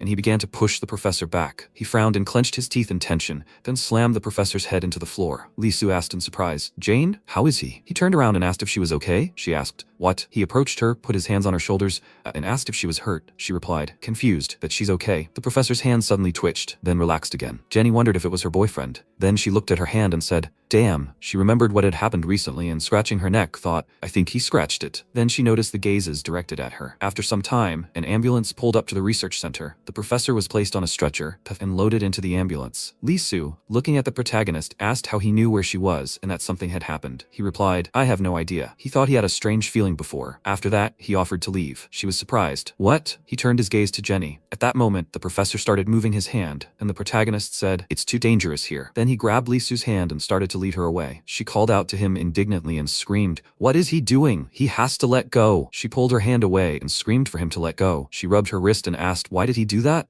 Why did he say it was dangerous? What was he even thinking when he came here? He looked away and said that it was hard to explain, but it really was very dangerous. He had a bad feeling about it. Could she just believe him? Just once. She looked at him silently. After a while, Lee Soo, driving the car, answered the call. Yes, she was apologizing. She suddenly felt sick. She was really sorry. Then, she hung up and sighed with relief. The protagonist looked at her and thanked her. She turned her gaze to him and said that the test results had arrived. He should open the folder and look. He picked up the documents and said he didn't understand anything. She started leafing through them and said that based on the examination results, he wasn't much different from ordinary people. He asked, is that true? She scratched her temple and added, however, based on the results, she wouldn't say he's that simple. And she believed what he said, but only because of the examination results. His sensory abilities were abnormally high, and one more thing. Did he like her? Without a second thought, he confirmed it, and she asked, then what about other people? He replied that he didn't think about them. She said, I understand. He hates them, right? At that moment, the professor bit the doctor's hand. The doctor, sharply pulling his hand away, shouted, is he okay? The professor's eyes returned to their natural look, and the doctor, holding his hand, shouted, hey, what the hell is wrong with him? In response, he apologized, and then the doctor and the nurse left the room. The professor thought, his consciousness gradually returning. He remembered the doctor saying everything was normal, no abnormalities, everything was fine. The professor asked, then why he had the attack? He replied, perhaps it was due to severe stress. Then the professor looked at the scratch on his finger and thought, no, that's not right. He was sure that was the reason. He looked out the window and thought that he should return to the lab. Sometime later, Jenny, sitting at the computer, began to fall asleep. The next second, a mosquito landed on her neck and pierced her skin. She slapped it sharply with her hand, then stretched her whole body and yawned. And then the mosquito flew away. Meanwhile, Lee Soo and the protagonist got out of the car. She looked at the sunset and said, destroying people. What he said then, is it related to his abilities? Something must have happened to him before he lost his memories. He turned his gaze to her. She said that everything was fine. She wasn't fond of people either. However, they could get better. He said he didn't understand what she was talking about. She asked if he knew what interested her most. He looked at her in surprise, and she turned her gaze to him and asked why he liked her. At that moment, the protagonist remembered her question if he hated other people. He thought, frankly, she was right. Even though she belonged to the human species, she was completely different, and he had no idea why. Yes, he hated people. However, Lee Soo asked why he liked her. He asked if she really wanted to know. She confirmed it, and he came closer to the water and extended his hand forward. His eyes lit up, and then he abruptly pulled his hand back. Lee Soo looked at the water in surprise. She thought the fish were moving at the behest of Jane. Then a few drops of water moved under the protagonist's foot. He extended his hand forward again, and part of the water on the surface suddenly began to rise. Lee Soo looked at this in bewilderment, and then, noticing how much the water had risen, her face distorted with horror as a waterspout began to form in front of them. She covered her mouth with her hand and then turned her gaze to the protagonist. He sighed and looking at her asked, how is she? She looked at him in fear, moving her hand away from her mouth, and then the protagonist asked, "Are they going to ride?" She thought in surprise, "Are they going to ride? What was he talking about?" The next second, they found themselves on a small piece of wood, on top of a forming wave. Lisu clung to the protagonist in fear and closed her eyes, and he looked at her and asked, "Why is she clinging so tightly? She should relax a little." Tears streamed down her face and she screamed for him to stop. She begged, "Enough." He looked at her seriously and then said, "She's scared because she's resisting. She shouldn't worry. He's right here." She opened her eyes looking at him and he added, "Earth, water, wind." He extended his hand forward and said, "This is what always surrounds her. She should feel it." Then Lisu looked ahead. The rays of the sun setting over the horizon fell directly on them, and MC said that it was a pleasant feeling. He turned his gaze to Lisu and asked, "Is it?" She looked at the sun with admiration, and then extended her hand forward and smiled, and then began to scream, joyfully raising her arms and screaming while birds flew after them. A little later, Lisu, lying on the shore of a small island, looked at the screen of her phone, and then, lowering her hand to the sand, said, "Wow." She looked at the sky and said, "Thank you." The protagonist looked at her in surprise, and she added that for the first time in her life, she had experienced such a wonderful feeling. At that moment, the professor thought that this was the first time he felt like this, and he can tell without any tests that the spherical hydra sample isn't dead. It's living inside his body and using his nervous system. And one more person, 247 people. These are all people who are somehow connected to him, and their number is growing. Hydra cells are entering the person's body and gradually taking over. He feels something like signals inside himself. Enlarge. He frowned and wondered what this meant. Meanwhile, Lisu sat down on the shore and said, "Destroy humanity." He has such abilities that she can say with absolute certainty that he can do it. She turned her gaze to the protagonist and added, "The existence of someone like him is dangerous to them, something like a nuclear bomb." The protagonist looked at her silently and she added, "But she won't let him harm anyone. She doesn't know what happened to him before they met, when he lost his memories, but she thinks he has a kind soul, so he can rely on her. She went to work at the IEU to help humanity." The protagonist looked ahead and said that if she would protect him, then she would protect the whole world. Their gazes met, and then he added that she shouldn't worry. It didn't matter whether he had lost his memories or not, he wouldn't destroy the world she held dear. This time he would definitely increase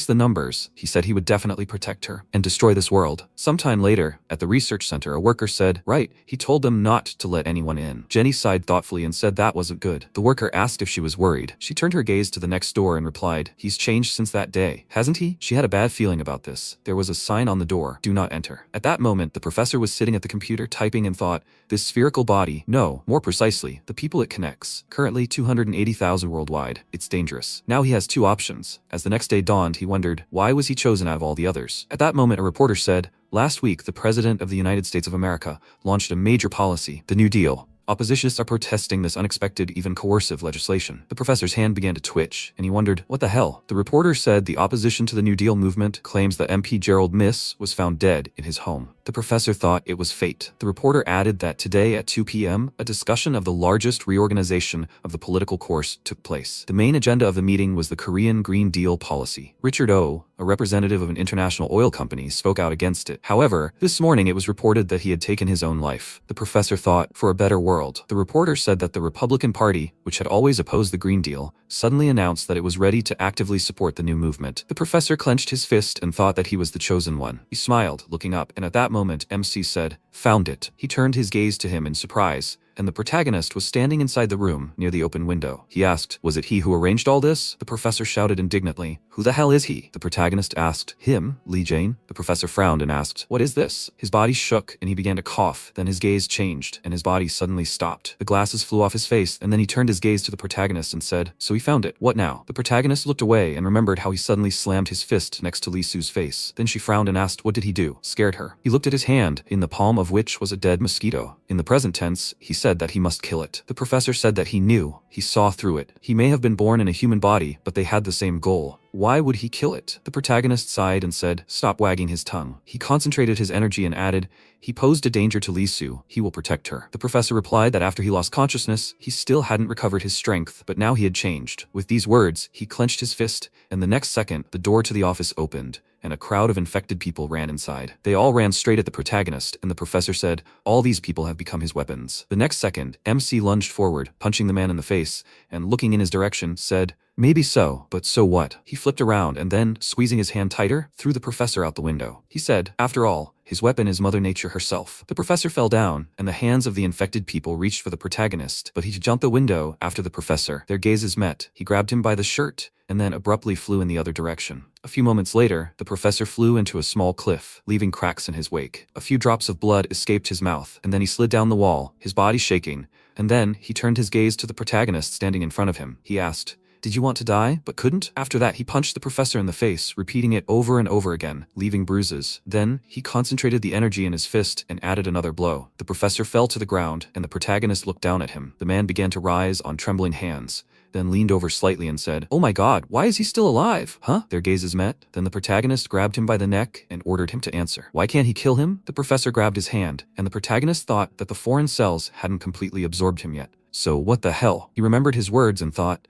no, he's nothing more than a vessel in which it lives. He noticed a hand at his side and thought, he's not like him. Then he quickly looked away, noticing insects flying towards them. He thought he could control himself. Then he looked the other way and noticed a crowd of infected beasts running towards them from the forest. He thought he could dominate him. After that, the protagonist smiled, and with a sharp movement, threw the professor into the sky. The animal suddenly stopped. The ground beneath the protagonist's feet became covered in cracks, and the professor frowned, noticing the protagonist rapidly approaching him. The next second, MC delivered a powerful blow that left a hole in the professor's body. He flew even higher, then turned around and landed after the man. He said that he didn't have it in him. He thought, so he couldn't defeat him. So what should he do? The professor looked at the protagonist and remembered Li Su, whom he had protected. He thought, right, he knows this creature's weak point. Then the professor rose again on trembling hands, saying, what a pity. He's quite an interesting guy. That's clear. He just chose the wrong path, but he will do everything for him. The next second, an infected crow emitted a loud sound. The protagonist noticed a whole flock of birds flying towards them and said, cunning. He prepared to attack, but the birds flew past him. He turned sharply, seeing the birds swarming around the professor's body. He said, scoundrel. He prepared to lunge, but stopped, noticing the birds had flown away. He thought he'd moved. How infuriating. At that moment, the professor, with his last bit of strength, said, this is how it's all going to end. Hey, he doesn't know who he is, but he has a favor to ask, i.e. you. The office, his computer. The protagonist turned sharply and said he had no time. The man began to close his eyes and said, the computer's over there. Sometime later in the coffee shop, Li Su turned around and asked, there aren't many customers today, are there? Dawn replied, it's because Jane goes to work these days. Maybe I should fire him? Why did he decide to take a day off? Li Su tilted her head thoughtfully, and Dawn asked, it's not because of her, is it? She was surprised, and she said, the two of them haven't been doing this for a while. She extended her hand forward, and Li Su, closing her eyes, said, hey, why would he do this because of her? Then she opened her eyes abruptly, and Dawn's hand grabbed her face. She jerked her hand away and screamed, oh god, no! She's apologizing, her hands themselves. She closed her eyes and grabbed her head. Li Su called out to her in alarm, and she screamed that she had to run. Li Su was surprised. What? Why? Did something happen? Does something hurt? Dawn's hurry. Li Su looked at her in confusion, and then turned her gaze to the window, where a crowd of infected people had gathered. They were starting to smash the glass and break in. Li Su screamed in fear. She screamed, what the hell is going on here? What the hell? Mass psychosis. Then she noticed Dawn's hand reaching for her, and she jerked back, just as the protagonist, pushing forward over the infected, said, manager, he apologizes. He grabbed the girl by the head and slammed it against the bar. Li Su, perplexed, shouted, Dawn? The protagonist turned around and said he apologized again. With that, he threw the girl into the crowd of infected. Shortly before, Dawn, holding a phone in her hand, asked, Jane, does he want to take a test? He looked surprised. What is it? She replied that it was a personality test. They should try it. They'll see what he is. The result was ISTP. Sometime later, a reporter said, breaking news, a huge number of people around the world have suddenly developed symptoms of an abnormal nervous system disorder. The symptoms are contagious, and it is currently being treated as a new outbreak of an unknown virus. The cause is being investigated. They've just received new information. Some patients with mild symptoms are reporting headaches and seemingly receiving unknown signals in their minds. The heroine of their video is a young Korean woman, and she's supposed to tell them. The next second, she turns around abruptly, her mouth wide open. Meanwhile, the infected's minds are repeating the thought of tearing them apart, devouring them. The reporter said the cause of this is still unknown, and they're urging caution. The main symptoms are mild muscle spasms, starting in the fingertips and then spreading throughout the body, causing the person to lose control. The World Health Organization has named this virus Wave. After a while, Jack, pointing the camera at them, looked at his friend and told him to say hello. Min-yu bowed and said hello. Then Jack, placing his hand on his shoulder, said that this was his friend, and it seemed he had been infected with Wave. He should show his hands. He shifted the focus to his friend's hand and said, everything's fine now. Then he was surprised to see his finger twitch. He looked at the camera and asked, did they see it? He turned to Min-yu and asked what he felt. He looked at his hand thoughtfully and then said he didn't know. His fingers were moving on their own, as if someone was controlling him. A strange feeling. Jack asked, is he lying? Although why is he doing this? If it were someone else and not his friend, he wouldn't believe it, but he wouldn't lie. Then he was surprised to see his friend's strange movements on the screen. He asked, from behind. He turned around and asked, what is he doing? Enough. Min-yu opened the window and started to climb on it, and Jack shouted for him to get down, but the next second his friend jumped down, and he shouted, damn! He ran to the window and, looking down, shouted, Min-yu! He was surprised to notice a crowd of people running in one direction on the street. He asked, "What the hell is going on here?" At that moment, the infected man approached Lee Su, but MC elbowed him in the face, sending him to the floor. He looked ahead and, frowning, thought, those things are definitely trying to attack Lee Su. Well, they leave him no choice. At that moment, Lee Su grabbed his hand, he looked at her, and she shook her head, and he looked back at the crowd approaching them. After a while, he was running down the street, carrying Lee Su on his back, the infected chasing after them, and he turned to the girl and told her to hold on tight. He kicked off and jumped onto the roof of the building. Lee Su looked down and asked, "What's going on?" Then she stood in front of the protagonist and said, "It's all because of those spherical bodies, Professor. Did he kill him?" The protagonist looked away and confirmed it. Otherwise, someone would have gotten hurt. She had to look at these creatures. She screamed indignantly. She didn't care about them. How could they kill a person? The protagonist looked at her and answered uncertainly that he had to. She screamed, "Is he serious right now? Does he think this is normal?" Their gazes met. Then she lowered her head and walked towards the exit. The protagonist called out to her, and she said that if all the chaos was because of the spherical bodies, then they would find evidence in the lab. They had to go back. The protagonist extended his hand to her and said, "Okay." He took her hand and said that he would carry her. She abruptly threw his hand away and he asked in surprise, "What's wrong?" She said that she wouldn't be able to understand him. Then she turned and declared that she would go herself. Memories surfaced in the protagonist's head, and he thought that he had to protect her. Lee Su stopped in surprise near the door, and the next second it flew off its hinges and an infected man ran straight towards her. The protagonist punched him, sending him flying, and asked, "Is she saying she can't understand?" It's simple. She's the most important person to him. If anyone dares lay a finger on her, he'll kill them. He stood in the doorway, blocking the infected, and added,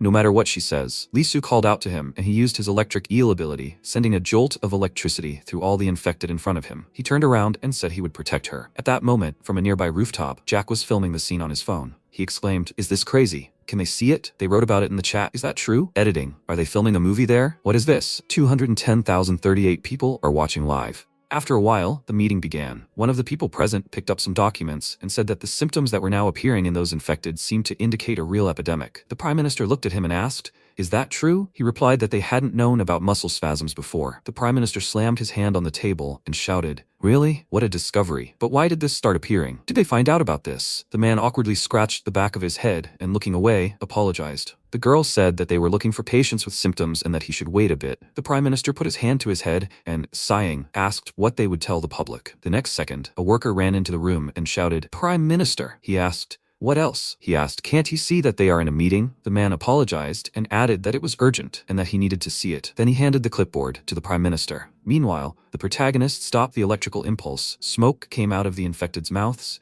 and he thought, it's useless. He can't control them because they're already under control. They have a host. Then he looked to the side and noticed a raven on a nearby roof looking at them. Then the protagonist abruptly slammed his hand on the floor, covering it with cracks, and thought, is he okay? He tore off a small part of the covering and abruptly threw it at the raven. The next second, the infected people began to fall to the floor, and then the protagonist noticed an infected behind him and said, "Damn." The crowd of infected rose to their feet again, and Lee Su fell to the floor in fear. The infected ran at them, and she screamed in fear, "Jane, they have to go." He bent down next to her and, apologizing, said that he knew she would be against it, but he had no other choice. He asks her to forgive him, okay? She looked at him in surprise, and then he picked her up in his arms and told her to hold on to him. She looked at him and replied, "Okay." The next second, the MC pushed off the floor and jumped off the roof. Jack continued recording it on video. Meanwhile, the Prime Minister watched the video and asked, "What is this? Was someone filming?" His subordinate replied that he didn't believe it himself, but they looked at the CCTV footage and there was no filming crew. The Prime Minister looked at him in surprise and asked, "So how?" He replied that the video had gone viral and had a lot of views. Then the Prime Minister looked back at the tablet screen. Meanwhile, many people were also surprised by the video. After some time, the commander of the armed forces, Kim Sun-young, watched the video and asked, "What kind of monster is this?" Meanwhile, the protagonist, with Lee Su on his back,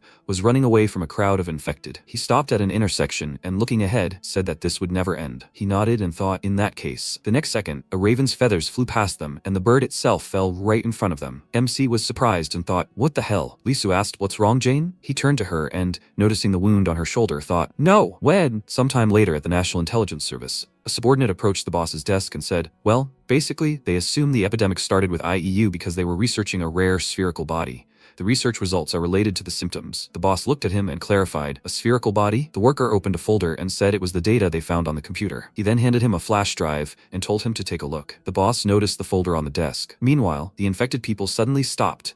Their eyes returned to their natural state, and Dawn asked in surprise, "Huh?" At that moment, Lee Su turned around and asked, "What? It seems like everyone has come to their senses. Why so suddenly?" The protagonist frowned, looking at the raven, whose eyes had dimmed. He looked back and thought, because they've completed their task. After some time, they were standing on the roof, and Lee Su, holding her hand, asked, "So the wound she received won't poison her? That means the infection hasn't started, right?" They wrapped the arm above the wound with cloth, and the MC looked at her and, frowning, thought, "It has started, and trying to stop it with treatment is pointless." Then he said, "There is one way." She asked, "What?" He answered, "Cut off her hand." She asked in surprise, "What?" He extended his hand to her and said that they don't have much time. She fearfully screamed at him to go away. After some time, the head of the National Intelligence Service opened a document. It said that on October 12th, a spherical body bit his finger and died immediately, after which he lost his mind. After viewing the camera footage, he was convinced that, in a fit of madness, he tried to bite Lee Su. The cause of everything is the spherical body. On October 14th, from time to time, he loses his mind and tries to harm himself and others. He managed to restrain himself and not lose control, until recently. On October 21st, an examination revealed particles of the spherical body in his body. It hadn't died, and what's more, had taken control of him. He felt it all the time, and somehow, more and more people like him were coming. Other infected also sensed it. On October 26th, he learned to control other carriers of the spherical body. A few days later, he discovered that he could control insects and animals. He controlled them, and they controlled him. Why was that? How did it work? He still has no answers to these questions. On October 31st, he came to the IEU to make this world a better place. Endless environmental problems were leading to the destruction of humanity, the extinction of the species, and he was part of this system. Why him? He had always dreamed of such an ability. So he would do it. He would make this world a better place. Sometime later, the protagonist and Lee Su were driving in a car. The protagonist said he thought he couldn't get away with it with just one hand. The poison must have spread throughout his body. She told him not to worry. She was sure they could find something in the lab. She clenched her teeth in irritation. At that moment, the chief continued to study the documents. It said, however, that if anyone reads this file, then his plan had failed, but not the spherical body plan. It was a creature hostile to humans that would destroy the entire world, and the only way to stop it was to kill all the carriers. The head of the intelligence service said the same thing. It's quite simple. After some time, MC and Lee Su drove up to the research center.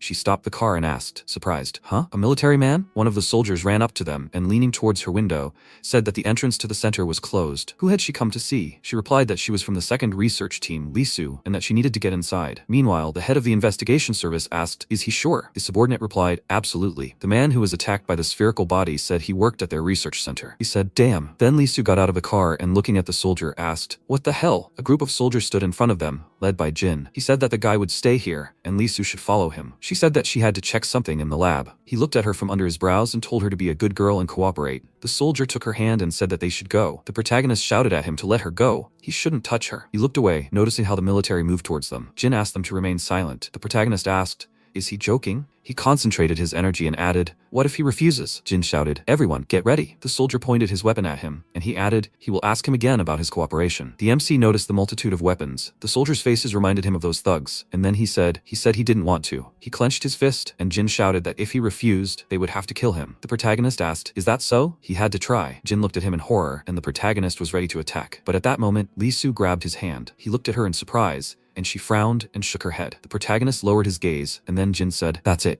Lee Su and the protagonist's gazes met, and then she let go of his hand. As night fell, Lee Su's hands were handcuffed. She asked why they put them on her. She had to know the reason. The worker looked at her and replied, "Precautionary measures. It's all because of the wave epidemic." The man, holding a syringe in his hand, said he had everything prepared. The girl said, "Then they will begin." At that moment, the MC was in a glass room. He looked at his cuffed hands.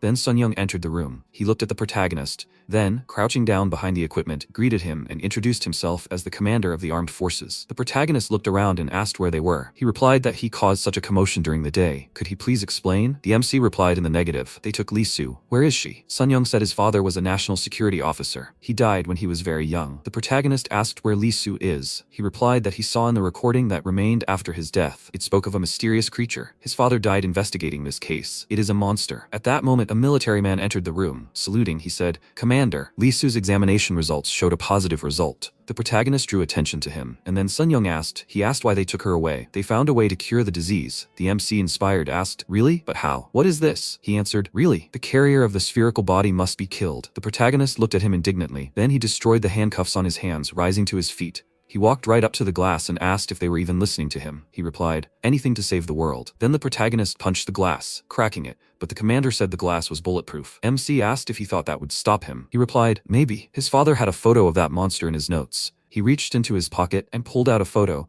saying that he looked so young it was hard to believe, but they were so similar. He turned the photo over and asked, "Isn't that right?" The protagonist was lost in memories. He asked his mother, "Why fight?" Looking into his eyes, she smiled and told him not to be afraid. She would protect him. The memories surfaced in his head, frame by frame, and then tears began to stream down his face. After a while, an employee approached the president and asked for his conclusion. In front of the president lay a document that said, "Government of South Korea." The recipient is Chief of the Armed Forces Command. Subject, Declaration of a National Emergency to prevent the spread of rare diseases. Order to conduct a military operation. The president, after reading the document's content, said thoughtfully, "So, kill her? Is there really no other way?" The worker replied negatively. "It's not yet clear how dangerous the spherical body is. All risks must be minimized." He understands why he doubts, but he must understand that all of humanity is at risk now. The spread of wave cannot be allowed. The president said that, after all, they are sacrificing a girl for the entire world. The worker added, "President." He replied that he knew. After that, he took the seal and said, but only verbally, something needs to change. Then he left his seal. President Kim Ki-bum. Meanwhile, at the research center, the worker approached Jin and called him the leader. They had received approval. He turned his gaze to Lee-soo and said, "Okay." As expected, everything is sad for her. Meanwhile, Sun-young asked, "What? Why is he crying?" The protagonist again turned his attention to the photograph. Memories continued to surface in his head. He lowered his gaze and then said that he remembered why he decided to destroy all humans. Sun-young noticed that the atmosphere had changed dramatically. The protagonist added, "Those people, he came here for revenge." He pulled up a stool and sat down. The commander said that a lot of time had passed since then. He was young and didn't even remember his father's face. He only cared about national security. The MC said he didn't care. He had to hand over the photo now, and he wouldn't kill him. Not yet. The commander asked, "What if he didn't?" The protagonist swung his fist and then released a powerful energy, leaving a hole in the wall. The impenetrable glass shattered into tiny pieces, and a charge of this energy flew out of the building. The MC calmly told him not to take him out. If it was that man's daughter, he'd be in big trouble. Sun-young looked at him in confusion, then frowned and said he no longer remembered, but for some reason he thought she was homeless. The protagonist lowered his gaze and said that a person only has one life. How many did he take? The commander looked at him in surprise, and then the MC added that, because of him, he lost his loved ones and suffered for a long time. He survived tens of thousands of deaths, and his father destroyed his world. How dare he? He must answer. What must he feel now? Sun-young swallowed nervously, and the protagonist raised his hand. The soldier said he didn't understand what he was talking about, so he should take it. He promised not to touch it. Then he held out the photograph. The protagonist took the photograph and said it was a good choice. He rose from the stool and walked to the wall. The commander asked, "Going to Lee-soo?" The protagonist frowned, and the commander added that they would only take her life. MC thought it didn't make sense. The soldiers looked in bewilderment at the hole in the wall from which the main character emerged, stepping into a pool of blood belonging to a wounded soldier. His eyes were glowing. Then a soldier shouted, "Commander." He ran into the office and asked if he was okay. The commander grabbed his trembling hand and then told him to immediately raise the alarm. He replied that they had already done everything. He added that he was always one step ahead. They should raise the alarm to a high level. However,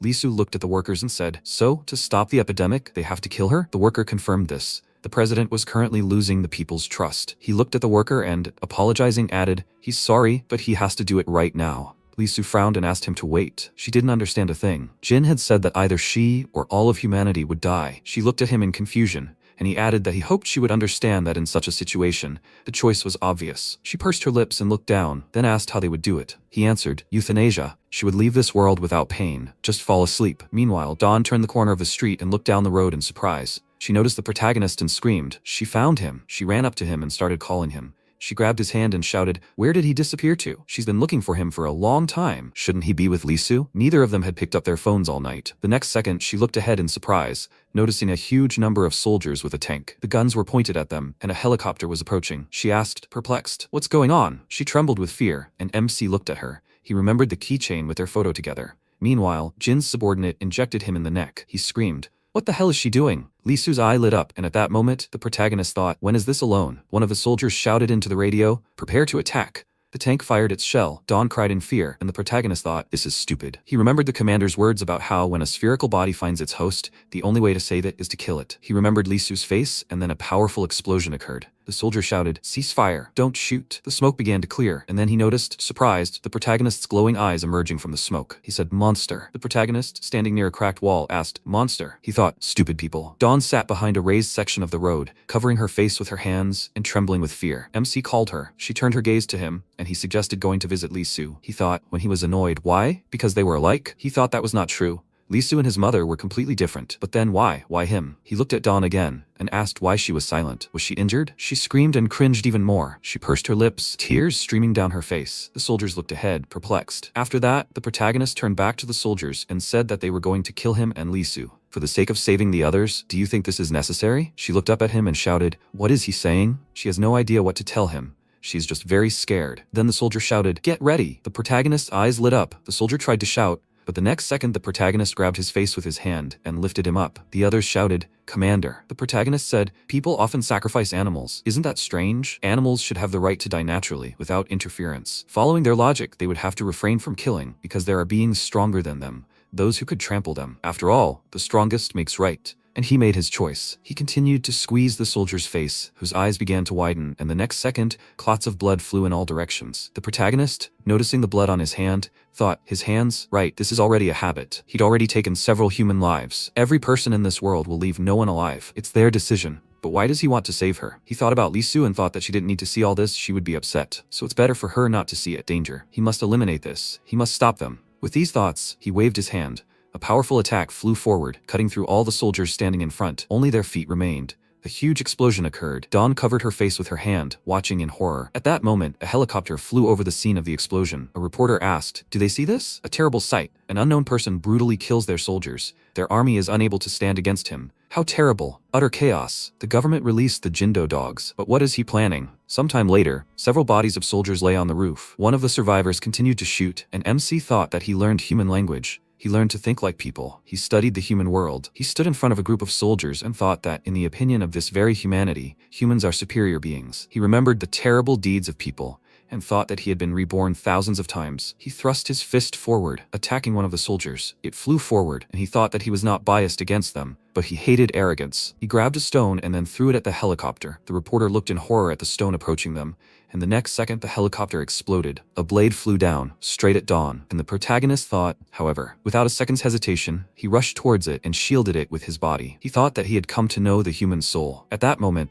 the soldier rose to his feet, took the machine gun with trembling hands, and then unleashed a burst of bullets. The protagonist thought, how stupid, how confusing it all is. He turned around, noticing the man, and thought, after all, it was him. He was ready. But at that moment, Dawn looked at him pleadingly and grabbed his hand. She said she was asking. She was terrified. She held his hand with both of hers, and he thought he had no choice. He couldn't doubt now. He didn't need any confirmation. He remembered the commander's words and thought, everything he sensed, everything that happened in this world, he would protect her from everything. Meanwhile, in the research center, while Jin had fallen to the floor, Lee Su walked to the exit, clutching her head, her eyes still glowing. Then a worker watching the surveillance cameras said in surprise, "Lee Su, she's infected too!" He shouted. "We need to change our strategy to plan B. Their target is Lee Su. We need to kill her as soon as they find her." The infected research center workers ran forward. Lee Su frowned and grabbed her head, crying out in pain. She thought, damn, she can sense them all and that she's being controlled by a spherical body. She sank to her knees and watched as the infected workers ran toward the humans. She sank to her knees and clenched her teeth, then began banging her head on the floor. The uninfected workers were surprised. "What?" Lee Su said. "This has to stop." A voice sounded in her head. She must listen, human. She must take control of the situation. They are trying to kill her, and this one to save her. So why is she interfering with it? She told it to shut up. The voice asked, doesn't she understand? They are already one with her. She screamed loudly for it to shut up. Parasite. She banged her head on the floor again, tears streaming down her face. She raised herself on trembling hands and noticed a gun lying in front of her. She remembered Jin and began to crawl forward. The creature was surprised. "What?" And then, Lee Su took the gun in her hand, and the voice said, "Hey." She pointed the gun at her head. The voice was indignant. "What is she doing?" The voice said, "She must stop. Have she gone crazy?" She closed her eyes, preparing to shoot. But the next second, the protagonist snatched her hand away, and she fired, sending the bullet flying in the opposite direction. Lee Su looked at the protagonist in surprise. He asked what she was doing. She burst into tears, wiping the tears from her face, and at that moment, Jin came out of the room and said, "Hey there! What the hell is he doing?" She wanted to act sensibly. Now she was that parasite. Her existence was a threat to the entire world. This girl had to die. The protagonist asked, "For the sake of the entire world?" He grabbed Lee Su by the hair and ordered her to stop shaking. He asked why her existence was dangerous. The animals of the forest, the fish in the water, the birds in the sky? No, they weren't worried about them, only about their own pathetic human species. It wasn't just her who was dangerous to this world, but all of humanity. Then he stroked Lee Su's head and, kneeling down, said, "So it's okay. I'll just have to kill everyone, and then she won't have to bear this burden." Jin sighed desperately and told him not to make fun of him. He abruptly pulled out his gun, but then looked away. The protagonist said that even if the whole world was against her, he wouldn't care what she did. With that, he waved his hand and chopped off Jin's head. He turned to Lisu and said that he would protect her, that she would live. She pursed her lips and looked at him with eyes full of tears. Lisu thought to herself, to save her, he's killing people with his power. At that moment, the workers pointed their guns at them. MC extended his hand forward, and hitting one of them, knocked him aside. The remaining worker began shooting in fear, and Lisu continued to cry, mentally pleading with the protagonist, and he reached for the next worker. Lisu said, "Please, Jane." He paused, looking at her, and then swung his hand and decapitated the worker. Their gazes locked, and then Lisu lowered her head, resting her hands on the floor and sobbing even harder. The protagonist said the people who wanted to kill her deserved this fate. She said he was just looking for an excuse. She didn't want it. MC was surprised. "What?" She asked who he was. He answered, "Jane." She said that wasn't true. She looked up at him and screamed, "No." He crouched down across from her and said that if the criteria for evaluating other people were based on their values and behavior,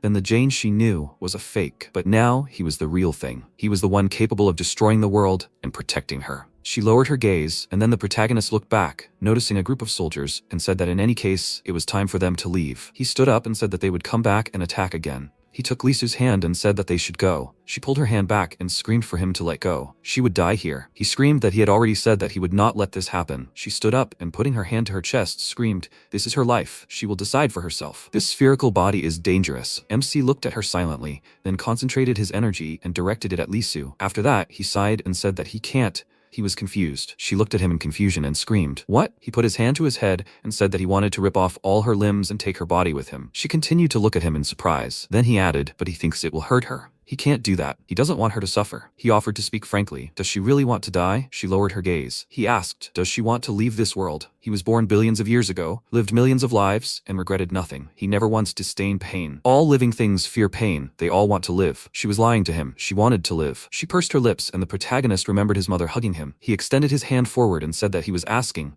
he was begging, no matter what happened, no matter what, she must live. With these words, he placed his hand on her shoulder, and she buried her face in his chest, clutching his clothes, and continued to cry. MC placed his hand on her head and pulled her closer. At that moment, another group of workers approached them from behind, and the protagonist turned around, and Lisu thought that everything seemed like a lie. Her life, which until yesterday had been completely ordinary. The protagonist rushed into the attack, killing everyone in his path. Lisu closed her eyes and began shaking her head. She thought everything changed in an instant, and now she was drowning in blood. Now, Lisu's existence was a threat to peace. She remembered Jin saying she needed to be killed. She thought she knew the right decision, though. Afterward, they went into the office, and she said there was nothing there. The leader must have left something behind. It looked like everything had already been cleared out. Then she suddenly felt the presence of soldiers. She turned around and said they were approaching. There were about 100 of them. Meanwhile, the soldiers gathered near the building. The commander stepped forward and shouted, "Soldiers, this is not a drill. They've seen the enemy's might on video.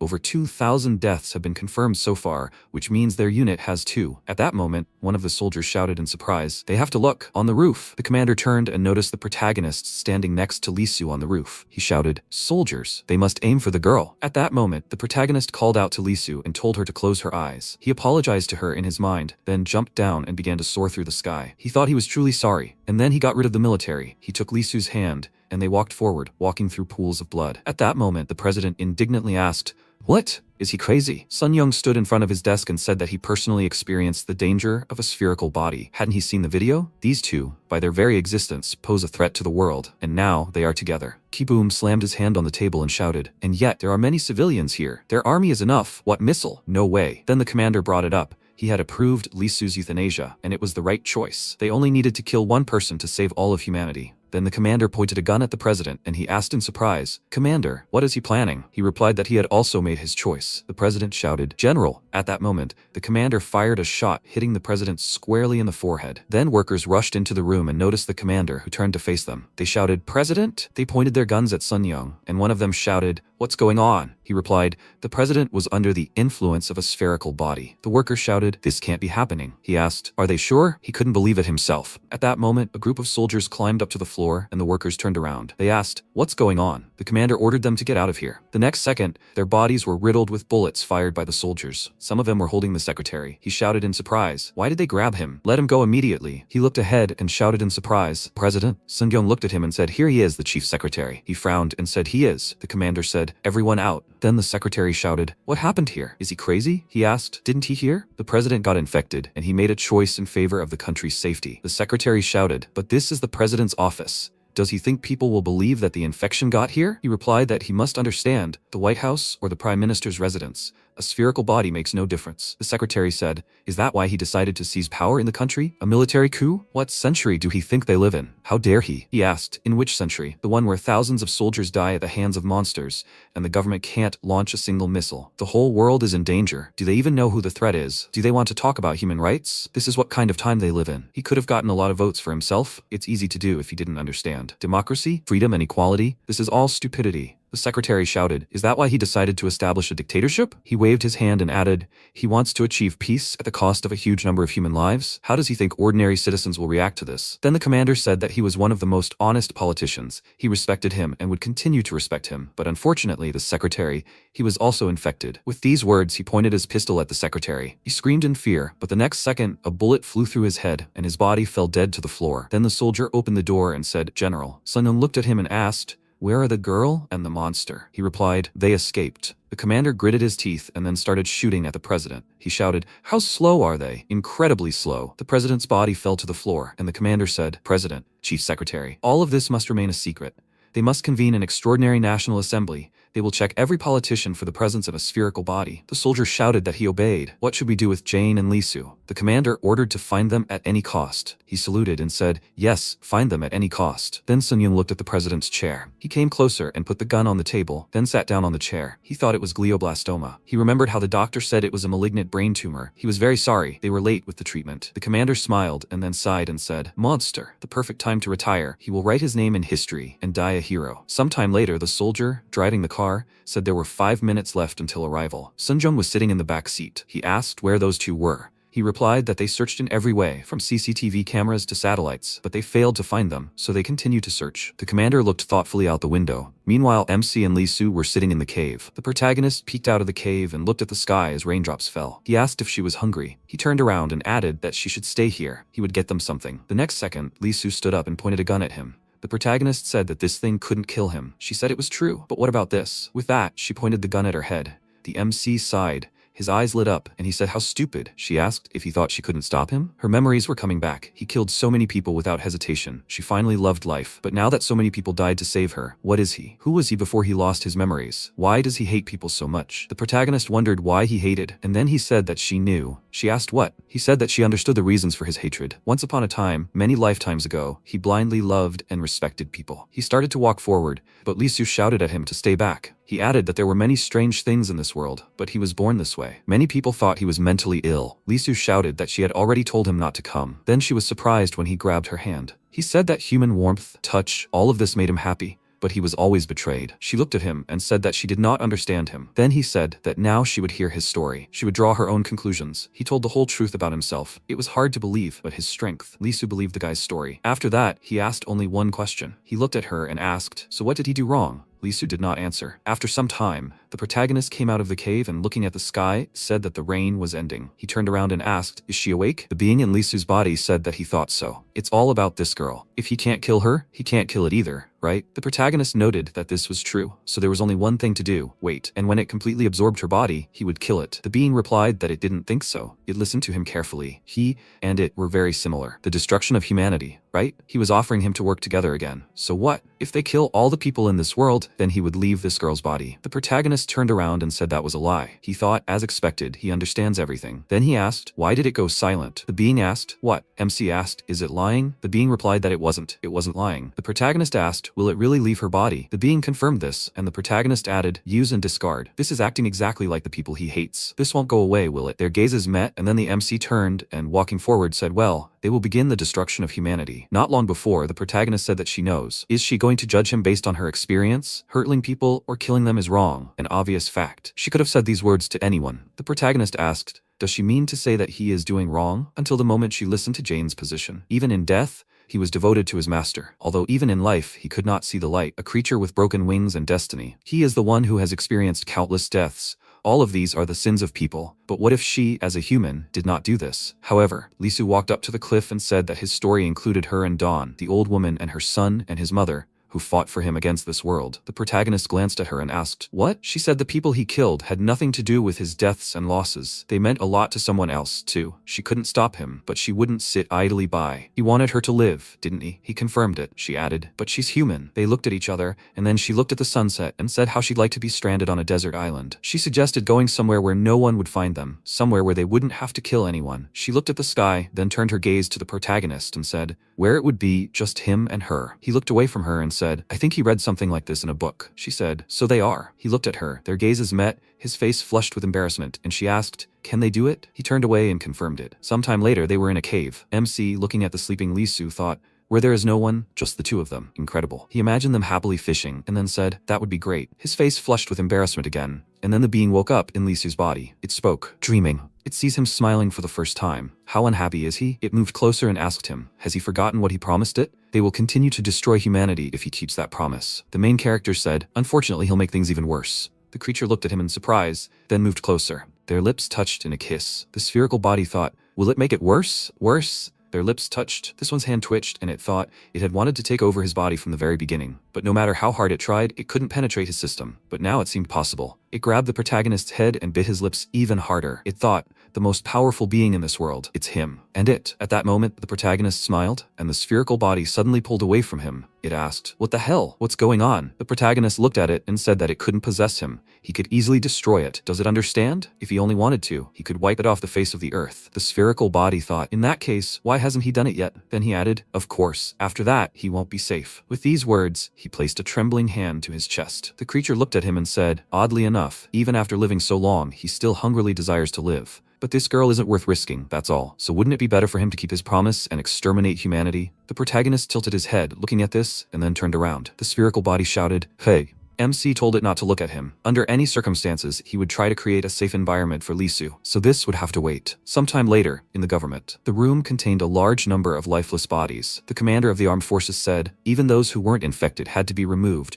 He's not the best candidate for this position, but he will assume the duties of the president. Sometime later, the commander announced on television that 32,000 civilians were wounded and 1,259 killed. Their soldiers were wounded around 130,000 and approximately 28,000 killed. They could not explain the reason why all this was happening from a scientific point of view, but they knew that the source of all the troubles were two beings, the bearer of Lisu's spherical body and an unknown being of incredible power, Jane. As president, he promised to destroy these creatures by any means necessary, those who threaten their country, no, the entire world. He made a promise to them all. Their president, Kim Sun-young. Meanwhile, the protagonist, carrying Lisu on his back, walked along the road. The being thought, but even after living so long, he still hungrily desires to live. The protagonist took the next step and thought, this life is so different, that's why he clings to it so greedily. And his death, it will be special. He will meet it leisurely. With these words, he turned his gaze to the side, looking at the sunset. He thought that he was already in anticipation. After some time on the island's shore, Lisu said they got there faster this time. The protagonist replied, yeah. She asked where they were. He looked at her thoughtfully, then crouched down and began drawing in the sand. He stopped with his finger and said, roughly here. Lisu frowned and said in surprise, that's it. The protagonist confirmed it. North Korea. After some time, a subordinate approached Sun-young and said that Jane and Lisu had been missing for about 7 months. They had no leads or suggestions. And one more thing. Sun-young slammed his fist on the table and shouted in irritation, what this time? The worker replied that the United Nations was no longer willing to tolerate the current regime. A spherical body, they wanted them to take responsibility for the spread of the disease. Sun-young frowned and thought, America. He sighed, and resting his head in his hands thought, we need to find them as soon as possible. Meanwhile, protesters had gathered near the building, shouting that they would overthrow the military dictatorship. At that moment, Lisu on the island told him to stop. He'd pulled it too tight. He needed to loosen it a bit. The protagonist replied, and then he let go of the hammock rope. Lisu, securing the second part of the hammock to a tree, looked at him and shouted indignantly, hey, she said to loosen it, not untie it. Why does he always listen to her with one side of his head? How did he even survive until today? All he knows is how to kill and steal. How did Dawn even work with him? She should have given her a medal for this. He should just stand still and not touch anything. The protagonist looked away, and she yelled, why is this happening to her? She turned away and, sighing, added, of course she should have trusted him and gotten to the desert island. MC looked at her and thought she herself suggested running away to a desert island. She looked at him again and yelled, why is he standing there? Isn't he going to help? The protagonist gritted his teeth and thought, but she told him not to do anything. She yelled at him to hold it. The protagonist picked up the rope and said, okay. She sighed and said, how difficult. After some time, Lee Su looked at the hammock and happily said, "Finally finished." She climbed into the hammock and happily said, "How wonderful." She threw her hands behind her head and added, "Now she just needs some more beer, and here it is, happiness." The protagonist asked, "Should I bring some?" She looked at him and asked, "Will he steal again?" Then, she looked at the appliances lying on the shore and asked, "Just like those things?" Then she rolled over in the hammock and asked, "What are they supposed to do with all this in a place where there's no electricity? Will he keep it for himself as a dowry? And about the beer, he can bring her a couple." The protagonist nodded and said, "Okay." She added that he shouldn't kill anyone. He said okay. As night fell, they lit a fire and clinked bottles together. Lee Su looked at the bottle, then turned her gaze to the protagonist and asked why he didn't steal a couple more. It was so cooling. He looked away and replied that it would warm up while he was walking back and forth. She sighed and said right, they wouldn't have to worry about such things in winter. The protagonist noted that this was true because it was cold. Then, Lee Su looked at the sky and said that they should actually prepare for the cold. Last winter was tough. Maybe they should build a house? MC looked at her and said that they would go to an island where it was always summer. She looked at him and, smiling, said great. Then, there was no point in worrying about it.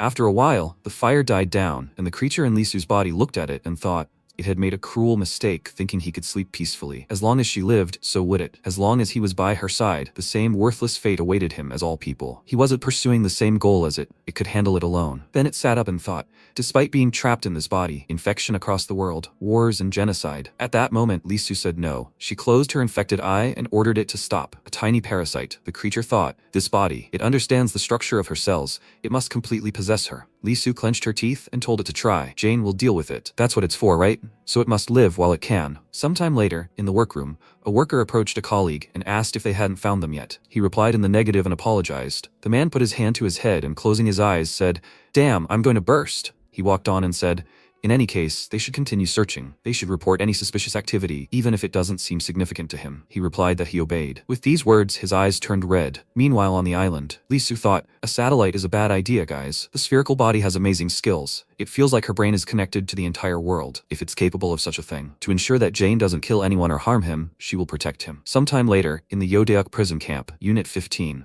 the prison warden and his subordinates approached the body of one of the workers, and he said, "He didn't even have time to squeak. Who did this?" The worker replied, "A 17-year-old prisoner, a young girl. She was raised and trained as a secret agent." Meanwhile, the man was working in the garden. He pulled out some grass, and a runaway came up to him and called him uncle. He turned around and said, "Oh God Almighty, how did she end up here?" At that moment, the prison warden asked why she had escaped. The girl said, "Her mother, where was she buried?" The man looked at her, and after a while they found themselves near the shore. The runaway said, "She doesn't even have a grave." The man said, "That was her will. She wanted her ashes to be scattered in this river." The runaway, shaking all over, asked, "Was it painful?" He replied, "No, she died in her sleep." Then she rose to her feet and looking at the man, thanked him. He looked away and asked, "What will she do now?" She should surrender. She said she had killed 3 guards on the way here, and if she was caught, she would be shot. The man ran his hand over his head and then asked, "Is there somewhere to go?" She replied that she would go where no one would find her. He asked, "Going south?" She replied that it was obvious. She thought that she wasn't just an escaped criminal from North Korea, she was also a murderer, and if she were caught, she would definitely be punished harshly. First, she would get to some uninhabited island. After a while, she emerged from the sea and looked in surprise at the protagonist and Lee Su, who were sitting around a fire. She thought, one man and one woman. Lee Su looked at her and asked in surprise, "A girl? How did she get here?" She decided that she had to kill them. She pulled a knife from behind her back and, apologizing,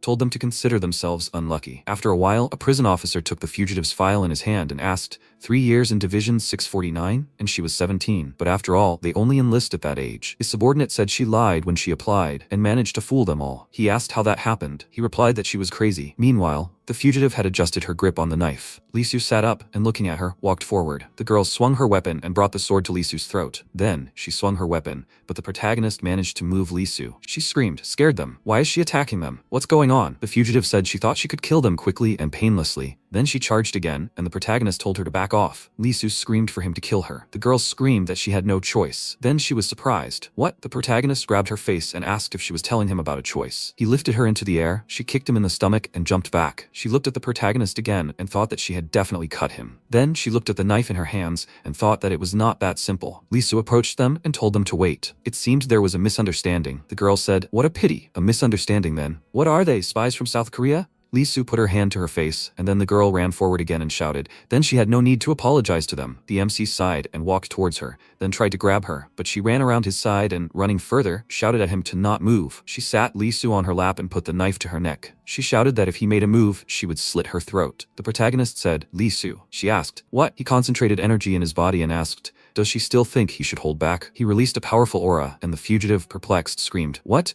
Then Li Su scratched her arm and the girl frowned and screamed, "What a fool." The cells in her body began to change, and then she asked in surprise, "Huh?" She knelt down, and the protagonist thought, her body is at her will. Li Su leaned over and asked, "What do you mean, fool? She's older after all, so she should call her sister." The girl looked at them, perplexed. Then Li Su screamed, "She's still a child. Did he really want to kill her?" The protagonist awkwardly scratched his cheek and then said, "If there was such a need." Moreover, she wasn't just threatening her, she promised to kill her. Li Su frowned and screamed, "In any case, that can't be." The fugitive asked in surprise, "Who are they?" They turned their gaze to her. Then Li Su folded her arms across her chest and sighing, said, "That's the problem. What should we do? Will the three of them live together?" The protagonist looked at her and said, "No, he would like them to be left alone." She looked at him and asked, "So what should we do then?" At that moment, the fugitive screamed for them to kill her. She didn't need to live if the South Koreans spared her. They looked at her in surprise, and then the protagonist said he agreed. Li Su told him to shut up, and then, looking at the girl, she thought, these abilities are so convenient. Then she sighed and asked, "Is that really it? Is she asking to kill her?" She sat down opposite the girl and asked, "So what? She can't even move. How does she feel about her abilities? She can kill her with a single glance. If she still wants to die, she just has to say so. Then she'll kill her every other time." The next second, the fugitive screamed for them to spare her. She will do whatever they ask of her. After that, Li Su smiled and patting her on the head, said, "That's right." After a while, the prison warden turned around and asked, "What? He'd raised the department?" His subordinate confirmed it. He delegated all the prisoners' files. The warden asked, "How did the Department of National Security have prisoner files?" He replied that he thought it must be related to the mission she'd been on before being sent to the camp. He said thoughtfully, "I see. So she's no ordinary child." Meanwhile, on the island, the runaway bit into a piece of fried fish, and Li Su said she'd served in the army since childhood. Then she'd gotten into trouble and been imprisoned. Upon learning of her mother's illness, she'd escaped, but she hadn't had time to meet her before she died. Looking for a secluded place where no one would find her, she'd ended up here, right? The runaway confirmed it, and Li Su asked what she'd done. She turned her gaze on her, then Li Su asked what she could do to end up in prison at her age. She replied that her main task was to protect a VIP from China. This man was a researcher. In short, she leaked information of national importance. Li Su asked, "Of national importance?" She answered, 946, 1014, 1124, 1199, 1265, 1375, 1401, 1573, 1597, 1654, 1668, 1673, 1702, 1903, and finally 1925. The protagonist asked, "What is she talking about?" Li Su said, "The dates of the volcanic eruption." She said, "Until now, all this had been insignificant. However, this year a large explosion is expected on Mount Baekdu." After some time, a worker shouted, "He found it." He reported the latitude and longitude coordinates of an uninhabited island approximately 40 kilometers to the right of Tongcheon Port. "Jane, Li Su, he's sure it's them." A man approached him and said, "Stop. If this is Tongcheon." The employee turned around and said, "That's right, they're in North Korea." After some time, the North Korean president watched the footage of the protagonist's horrific actions. He said, "What a nightmare." Then he turned to the screen which showed Sun Young. He asked, "Colleague, why is he calling him?" He replied, "He is currently active president." The North Korean president said that he will continue to call him general. "So general, this video, he can't believe what he saw." Sun Young asked, "Why would he lie?" He asked in return, "Why? This is an opportunity for a coup d'etat. Is he trying to divert attention from himself by explaining that they have a common enemy?" He replied, "Be careful with your words." Then the North Korean president added, "In any case, he claims that the monster in this video was infected and recruited from South Korea, right?" He replied that he was not sent, he escaped. The president asked, "What is the reward?" What's he surprised about? No one would work for free under these circumstances. Their country could also be at risk of an epidemic. Plus, they're asking them to deal with this monster. So, talking about him offering them something is perfectly reasonable, right? Sun Jung said that if they let them into their territory, then they'll do it themselves. The North Korean president slammed his cane on the floor and said, "That won't happen. Letting South Korean troops in? That's like declaring war. He needs to think about what he can offer, and then he needs to contact him." He shouted, "Hey, he has to listen." Then the screen went black, and the North Korean president said, well, he won't get out alive." His subordinate said, "But if what they saw was true?" He said it was nonsense. He needs to listen. They make movies like that these days. It's impossible to escape after staging a coup. They should send Unit 649. That would be enough to catch 2 South Korean spies. The volcanic eruption that is about to happen will spare neither birds nor mice. And it will be caused by a monster from South Korea. Perfect. Enough to write a book. Meanwhile, on the island, the runaway asked, "Do they trust her?" Li Su sat next to her on the sand and said, "She just feels it." Then she looked at her and asked, "So why doesn't she go south?" "They are not holding her." She asked, "What's the point?" "Because of her crime, she will have to run away again. And if she is caught, she will be shot." Her mother always told her to live, to survive at any cost. MC remembered his mother, and tears appeared in the runaway's eyes. She said that she could not protect her, but she must keep her promise. Then Li Su placed her hand on hers, causing the runaway to cry even harder. The protagonist shifted his gaze forward, then walked toward the water and let his hand fall into it. He used his abilities. Then he said, something is approaching. Li Su asked, have they been found? But how? He said 2, 6, 24, 48 in total. The fugitive stood up and screamed sharply, they are coming for her, and if they stay here, they are finished. Li Su told her to calm down. Don't, she screamed. Little sister, she doesn't understand. They were definitely sent after her. If this is China, it's most likely some elite unit. Then the protagonist said, so much noise. Everything will be fine. They will keep the promise she made to her mother. She screamed, of course. She doesn't doubt his power. The protagonist said, no, she doesn't know anything about this. The fugitive thought, what a sensitive idiot. Li Su looked away. MC said, in the water or on land? Whoever was there, he couldn't kill her as long as she was on this island. He turned around and added that she would live. Later, this nameless uninhabited island acquired a name, the Red Island. The island, which became a problem for the whole world, was called Bloody Island. After some time, the military was approaching the island. The protagonist said, Li Su, he knows she hates this, but she has no choice. Their lives are important, and now they are in danger. Li Su nodded silently. Then the protagonist looked towards the approaching ships. Meanwhile, the North Korean president took a sip of his drink, and then heard a knock on the door. He told them to come in. He asked, how are things going there? His subordinate replied, the entire unit 649, the mission failed. Then the president approached the wounded man and said that he would ask again. He means that monster from the video exists? His subordinate shouted, soldier. The wounded man, shaking all over with fear, said, it exists? The president asked him to explain in more detail. He put his hand to his head and then said, when they almost reached the desert island, his silhouette began to appear. He dipped his hand into the sea. Then the fugitive asked, what is he doing? The protagonist turned around and asked, can't she see? Several whirlpools appeared in the water where the attackers' boats had gotten stuck. He said that now it was impossible to reach this place by ship. Meanwhile, the president said, that's how it is. Then they must attack from the air. They will burn everything there to hell. His subordinate stood behind him, his eyes glowing red. At that moment, Li Su covered her good eye and said that this time they would attack from the sky. Planes were approaching them. The fugitive screamed, planes? An air attack? They're finished. There won't be a living thing left here. Then the protagonist said, get out of the way. He looked at the plane and thought he needed to look at it differently, with an eagle eye. He saw the pilot, and then suddenly found himself in front of him. He thought, the fastest speed cheetah. The next second, all the planes were blown up. The fugitive looked on, perplexed. After a while, the president turned around and asked what he meant. His subordinate replied that it looked like the video from South Korea wasn't fake. Then the president slammed his hand on his chair and yelled at him to stop talking nonsense. His hand started shaking. He asked, what is this? They should prepare the drones for attack. After a while, the drones headed toward the island and MC thought, the biggest wings albatrosses. The next second, the drones scattered in different directions. The girls watched what was happening. The subordinate reported to the president about a sudden, strong, gusty wind. He shouted, silence, we need to launch the missiles. The protagonist picked up a huge stone and thought, the heaviest object, incredible strength, an Argentinosaurus. He threw several stones directly at the launchers, creating a powerful explosion. After a while, the subordinate said, nothing worked. The president said, damn, is he really too old for this? He put on his cap. His subordinate looked at him in surprise, and then the president walked over to the wall of photographs and said, well, comrades, it seems they'll see each other soon. To catch this monster, they need to turn to China for help. After a while, they went to China. A mosquito landed on the man's neck. Li Su tried to stick her nose in it, thinking, control. But the man swatted the mosquito away, then looked at the insect's body in his hand. As she thought, nothing worked. She could reach her target, but the further she went, the weaker her impact. Humans are shameless creatures. After a while, military equipment approached the island again, and the creature in Li Su's body thought, if they want more, then they have to give more, right? At this rate, this guy will continue to kill people in droves to protect her. At that moment, the protagonist was preparing to attack again, and the creature thought, only she can stop this carnage. She must trust this. The plane pilot screamed for the others to kill him, and the missile was flying straight at them, and the MC turned slightly.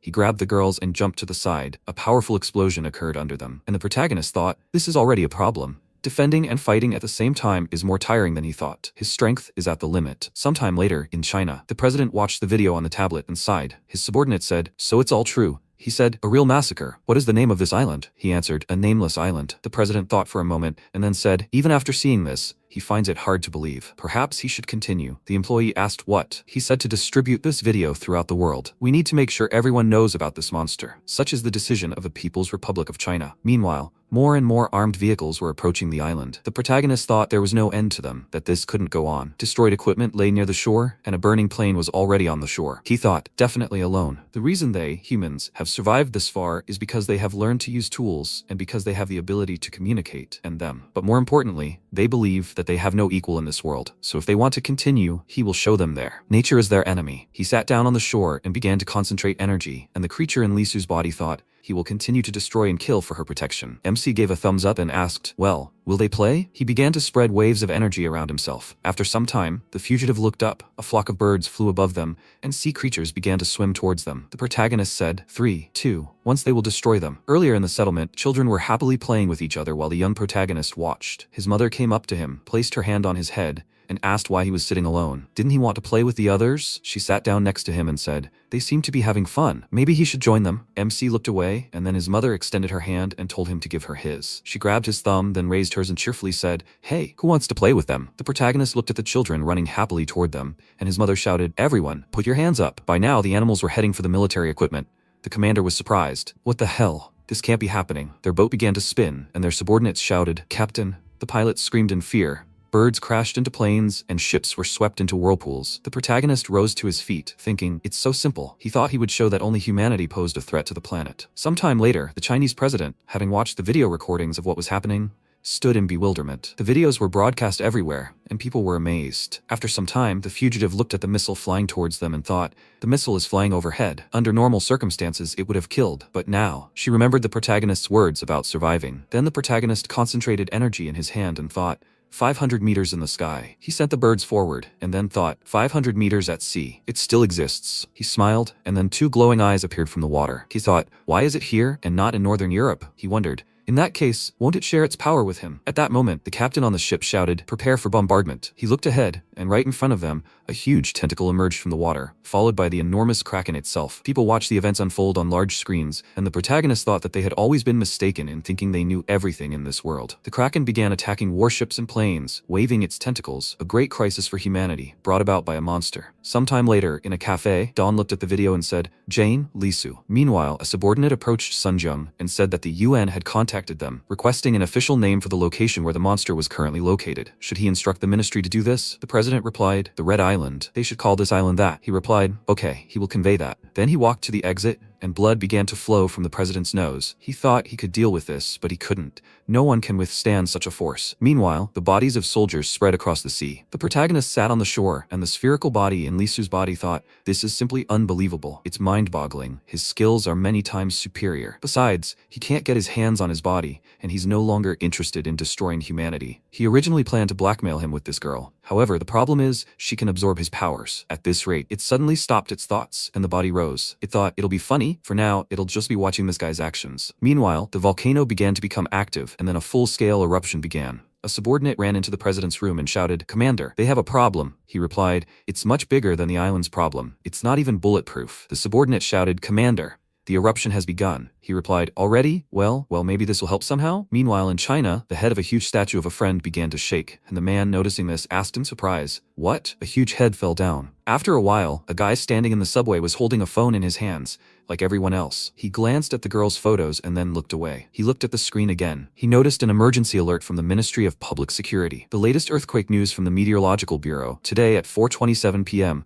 a 7.7 magnitude volcanic earthquake occurred on the road on Baekdu Mountain. Meanwhile, at the meeting, a man said there's a so-called volcanic explosivity index. The current value was the same as in 1996. Due to earthquakes and tsunamis, North Korea is currently in ruins. In their country, the estimated damage has currently reached 5 trillion won. Sung-kyung asked, what? Is this damage devastating to their country? The man replied that it is not. The worst consequences of this eruption are volcanic ash. He pointed to a map and added that the provinces of Yangon, Hamgyongnam, and Henkenbok are under threat. People living there had already suffered. They assumed the ash would head for Japan. But recently, the wind direction shifted due to the incident on Red Island. North Korea's attacks, which Jane repelled with his power, had altered the wind pattern, and with the current wind direction, the ash would blow here. The president, surprised, said, Seoul. The worker said, that's right. Meanwhile, on the shore, Lisu sat up and looked at the protagonist. She asked if the attacks had stopped. He turned and confirmed it. She sighed and said, I see. Then her eye widened further. She saw footage of what was happening, and then looked at the fugitive. She thought, a volcanic eruption. Then she said, there are a huge number of people now. She thought the image would lead to such consequences. She shouted that they must leave. When the volcano on Mount Baekdu erupts, it will head in that direction. The protagonist answered negatively, towards Seoul. She looked at him, and then he said, yes, it's bad, he knows. She lowered her gaze and added, very. Then she looked at the kraken emerging from the water. The protagonist approached the sea and walked further. He thought that human language could express many things: longtime close friends, bored, happy to see each other. He placed his hand on the creature's tentacles and told it to go away. He thought that this sea was not the place for this. Then he asked, him? Okay, he must help his other friends. The words Jane said, friends, help, weren't the first time she'd heard them, but now she perceived them differently. Human language was a real treasure right now. In that second, he became human. He'd changed a lot. Then the MC approached the fugitive and said, hey prisoner. She suddenly sat up and said, attack. He replied, yes, it's over. Now they'll go to Seoul. She asked, Seoul, why were they going there? He said there was a volcanic eruption. They had to save their friends. She said, that's how it is. A natural disaster had begun. She thought that wasn't true. Anything could be expected from him. Then she said, so Seoul. The protagonist approached the sea and, pointing his hand forward, told them to look. A bright glow appeared on the water, and the fugitive asked, what is he doing? He raised his hand up, then looked at his hand in surprise, and thought, it's not working, but why? He said his powers were fading. Lisu was surprised. What? How is this possible? Is it because he's been using it a lot lately? Then her eyes started to hurt. She grabbed her head. The protagonist called out to her in alarm. She knelt down and screamed, damn, my head. The fugitive reached out to her and screamed, sister, what's wrong? Does your head hurt? Lisu called out to the protagonist. He asked, right? She screamed for them to run. The protagonist called out to her. Then both her eyes glowed red. He said, you idiot. The fugitive abruptly kicked the protagonist. He looked at her and noticed the same red eyes. The creature in Lisu's body asked, does he know what? His life suddenly lost its meaning. They were the judges of humanity, and now he himself must be judged. After all, he is only a human and no longer needs him. He must disappear. The fugitive rushed to attack. The protagonist thought, a cat. He spun around. Then his eyes lost their glow, and he was punched in the face, sending him crashing to the sand. He frowned, and then the being in Lisu's body said how pathetic he was,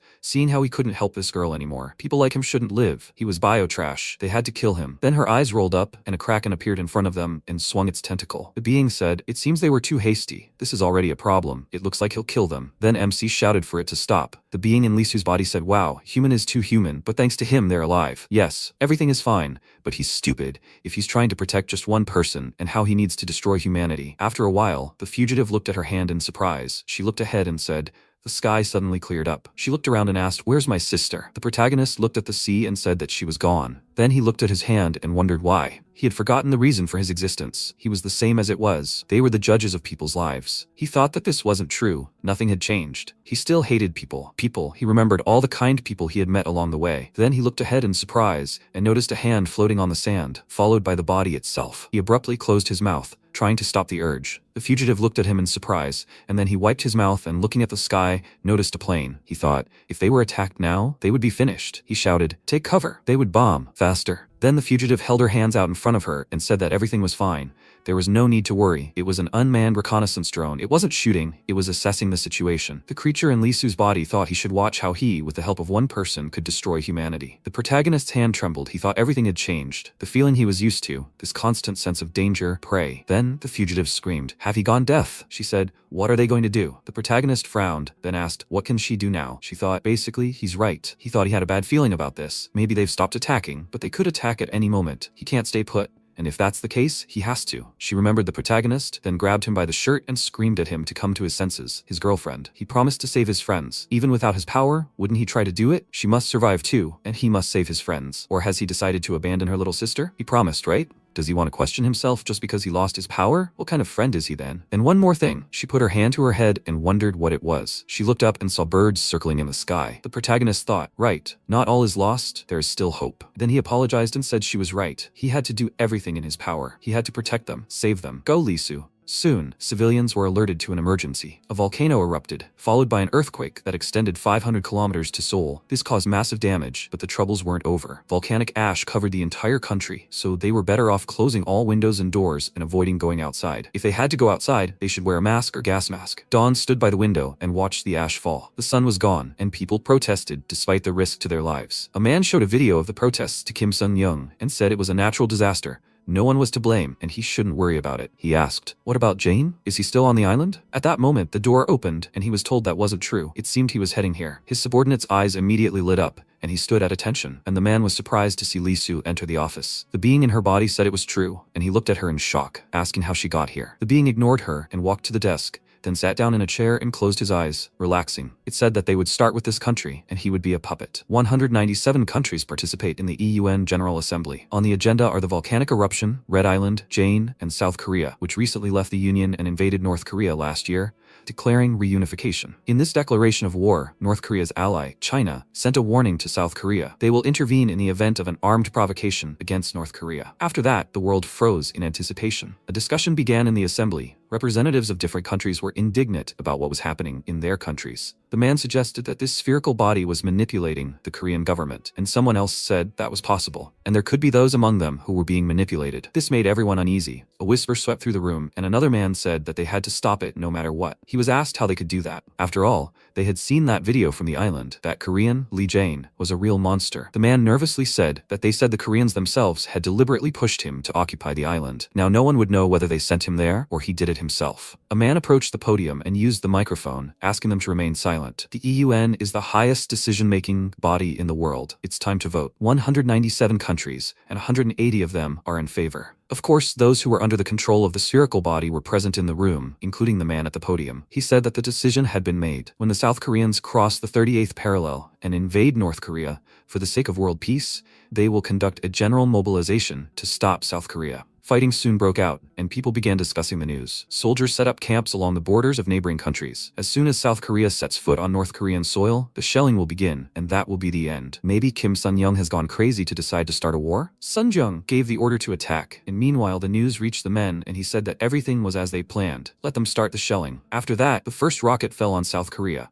right on the square where protests were currently taking place. Other rockets followed, and explosions thundered throughout the city. The spherical body watched this live and burst into loud laughter. As fun and funny as it was, it finally calmed down, and its gaze fell on the girl in the mirror. The creature immediately became serious. It walked up to the mirror and began to examine Lee Su's face, after which it said that it was interesting. Time passed. Sun-jung felt so bad from his actions under the control of the spherical body that he was now vomiting in the toilet. The creature standing behind him said that there was not much time left. They would start with the monster Lee Jane and his friend Lee Su, and he would become the hero who saved the country. It smiled and asked, "Does he hear it? Does he feel it? The sounds of explosions are coming from everywhere. This is exactly what the Song of Death sounds like. He himself is close to it. He feels that soon this country will disappear, even the whole world." It stroked his head and said that he is like a military dictator in this world war. He has nothing to worry about. He will not remember anything, so let him destroy every person in this world. The people who came out to protest immediately found themselves buried under a pile of rubble. Among them, a small boy miraculously survived, now wandering around the dead city and crying. Meanwhile, Dawn was in her cafe, observing the situation from the window, listening to the radio. A message rang out: the bombing will begin soon. Evacuate immediately. She looked down and thought,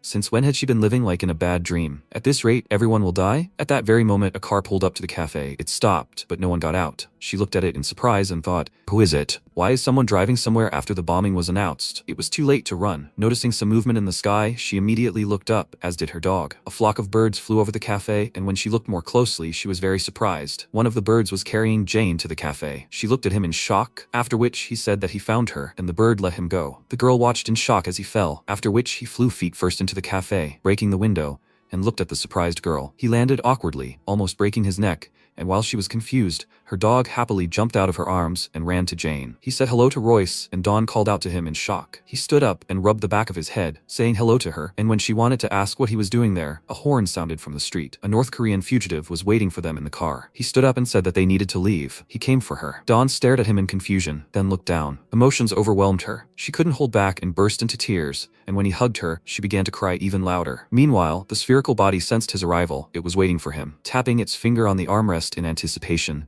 it looked in the mirror and thought. Meanwhile, the Air Force received an order to cancel the airstrike. The pilots were surprised by such a sudden decision. Meanwhile, the spherical body thought about what the consequences would be if it took possession of him. It remembered how he killed that man, and smiled at the thought of how much it wanted to make them suffer. Meanwhile, they were driving along the road, and Dawn found out about everything. She called out to Jane and anxiously asked what they should do now. He answered her that they would save her, and she exclaimed, how will they do that? They don't even know where she is. He remained silent and thought that, even knowing her location, he couldn't defeat the spherical body in her now. Here it is, reality. But he knows what he must do to save her. First, to survive, he needs to go towards the Eastern Sea, where the Kraken is, and he must regain his lost strength. Suddenly, the girl became nervous. She saw soldiers ahead at the entrance to the tunnel and thought, is this an inspection? There are 8 people there, 2 squads. Suddenly, the soldiers raised their weapons weapons, took aim, and then opened fire. Immediately after that, the girl turned the steering wheel, turning the car, and told everyone to duck. She made a sharp turn, causing bullets to hit the back of the car, and everyone inside shook. She thought, what's going on? They didn't even check who was in the car, but they started shooting. MC looked out the window and waved his hand, after which birds appeared over the tunnel. He clenched his fist and they immediately headed towards the soldiers. Meanwhile, Lisu's eyes widened, his spherical body surprised that he hadn't lost all his strength, but it wouldn't let them go that easily. At that very moment, a military plane with missiles appeared in the sky. Seeing this, they were all scared, after which the girl ordered everyone to get out of the car and run for cover. A missile flew straight towards them. Fortunately, they managed to run to a more or less safe distance, and the explosion didn't hit them, but only threw them back. Jane rubbed his bruised head and glanced at Dawn, then turned around, his eyes widening in fear. While all the soldiers tried to fight off the birds, only one of them paid them no attention and took aim. He pointed his gun at the girl, who was still trying to recover from the explosion, after which a loud bang was heard, causing her to close her eyes. When she turned around, she saw Jane, who had just been shot. Feeling a sharp pain, he immediately lost his balance and fell face down, a pool of blood slowly forming beneath him. The girl immediately rushed toward him and rolled him over, shouting something worriedly, and he looked at her face, thinking that this familiar feeling was happening again, one he would never get used to. He had experienced this thousands of times. This was death. But it was just the cycle of life, a law of nature. Finally, he would die. But it was still early. Lisu was waiting for him, so he wanted to live to save her. Now he felt like he was behind thick glass.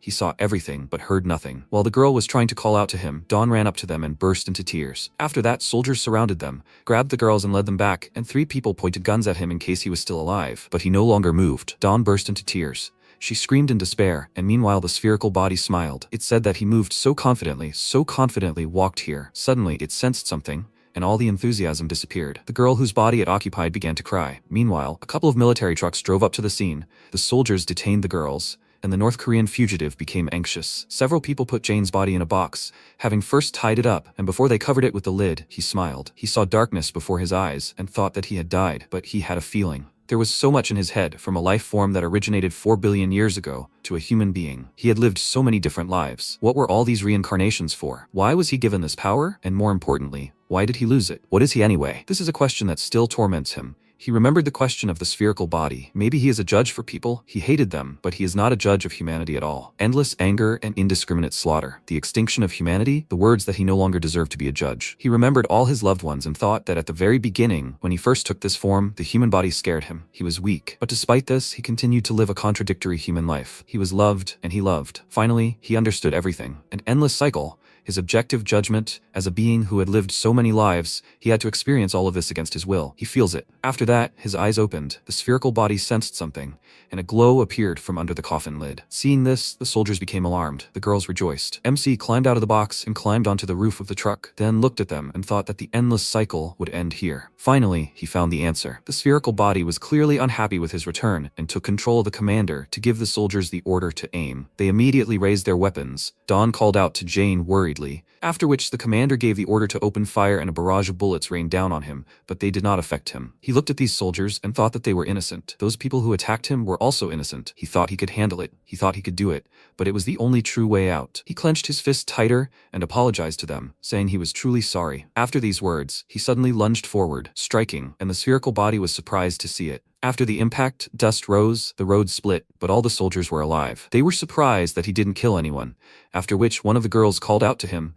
and he, looking at his trembling hand, thought that this was too much. But it didn't end there. The roar of military aircraft was heard from the sky, and everyone immediately tensed. The spherical body grinned and told him that this was war. Watching the approaching air squadron, he wiped the blood from his face and thought that they looked at everything from the perspective of their experience. This world was balanced in its own way. People constantly upset the equilibrium. He thought that he came here to correct these mistakes and return the world to its true form. He believed it, but it was stupid. He had been the mistake all along. The balance of this world, someone else's will, all that was nonsense. He had determined the reason for his existence, chosen his own path. And it was she. The spherical body gave the order to attack. The tank fired, the planes launched missiles, and he thought that he wanted to see her, to hug her, and he would exist for her sake. He slowly raised his hand and apologized, which startled the spherical body, after which he waved his hand, ordering everyone to get out of the way. An impact occurred.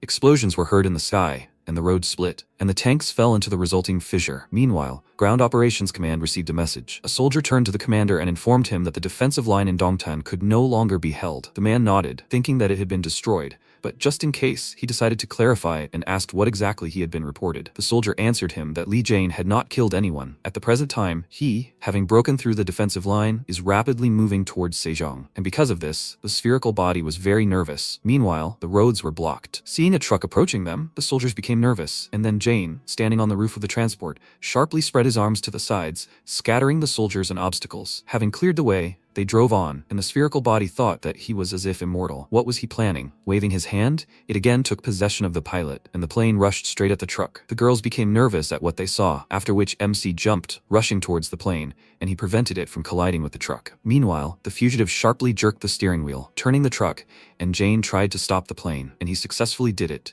The plane stopped and fell on the road, and the spherical body raised its hands, asking, "What about 10 grand then? Will he be saved this time too?" MC looked up at the sky in surprise and said that nothing could be done this time. Several explosions were heard. Jane was found unharmed, and the spherical body inhaled heavily and scratched its head in confusion, realizing that he was right. So what to do now? It won't be destroyed with such tactics. It had imagined this so many times already. There must be a way. The worst weapon created by humans is nuclear. It frowned and thought that this was stupid. It didn't even remember how it came into being, but according to this man's records, it was probably made of radioactive material. There must be something left in it. It glanced in the mirror and thought that even if Jane got here, he wouldn't kill this body. Meanwhile, everyone continued driving, and finally the fugitive said, "Here they are." MC looked up and saw a banner welcoming drivers to Sejong, and thought about Lee Su. He was waiting for her. Now they needed to finish this. Meanwhile, the spherical body approached the window and thought that he was already here. He still won't kill it, which is why it doesn't change this body. However, it spent a whole month on the island. It was a mistake to stay there for so long. From time to time, Lee Su's consciousness goes out of control. The closer he gets, the more she resists. It again directed planes towards Jane, but he held back every attack. The missiles were fired. He frowned and thought that they would hit Dawn and their sister. His strength returned in time. He would be able to protect them. He used his abilities and placed his hand on the roof of the truck,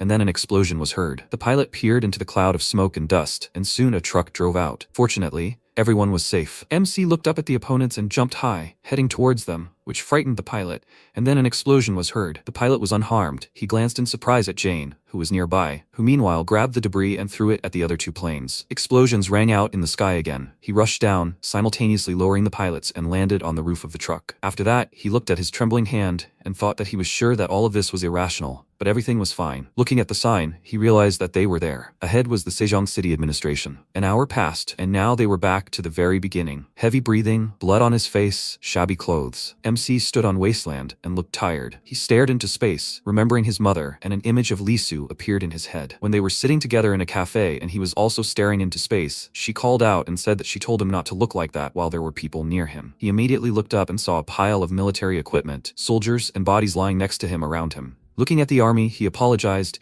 and the commander gave the order to open fire. A tank fired, and Jane, watching the projectile approaching him, activated his abilities and kicked the ground, causing stone walls to rise around him, throwing up the soldiers, and planes began to crash. Looking at the explosions above, MC crouched, ready, and while the tanks tried to break through the wall, he jumped over it and, ignoring the enemies, rushed forward at high speed, covering many kilometers. This is how he reached the main building, which now housed the spherical body. It stood by the window waiting for him, and he, having broken it, found himself inside the building. He turned to the girl and met the enemy's gaze. Jane lived 3.5 billion years of life, but this would be his last. An hour earlier, having spared all the soldiers, he broke through the defensive line and looked at the girls who were waiting for him. Dawn was very nervous. Her body was trembling, and he, stroking her head, immediately calmed her down and said that he would go on alone. The fugitive asked in confusion, why not together? He answered her that she knew they would only get in his way. She waved her hand and said that it was safest with him. After all, he could protect them. He told her that everything was fine, it would all be over soon. They both looked at him and MC in confusion,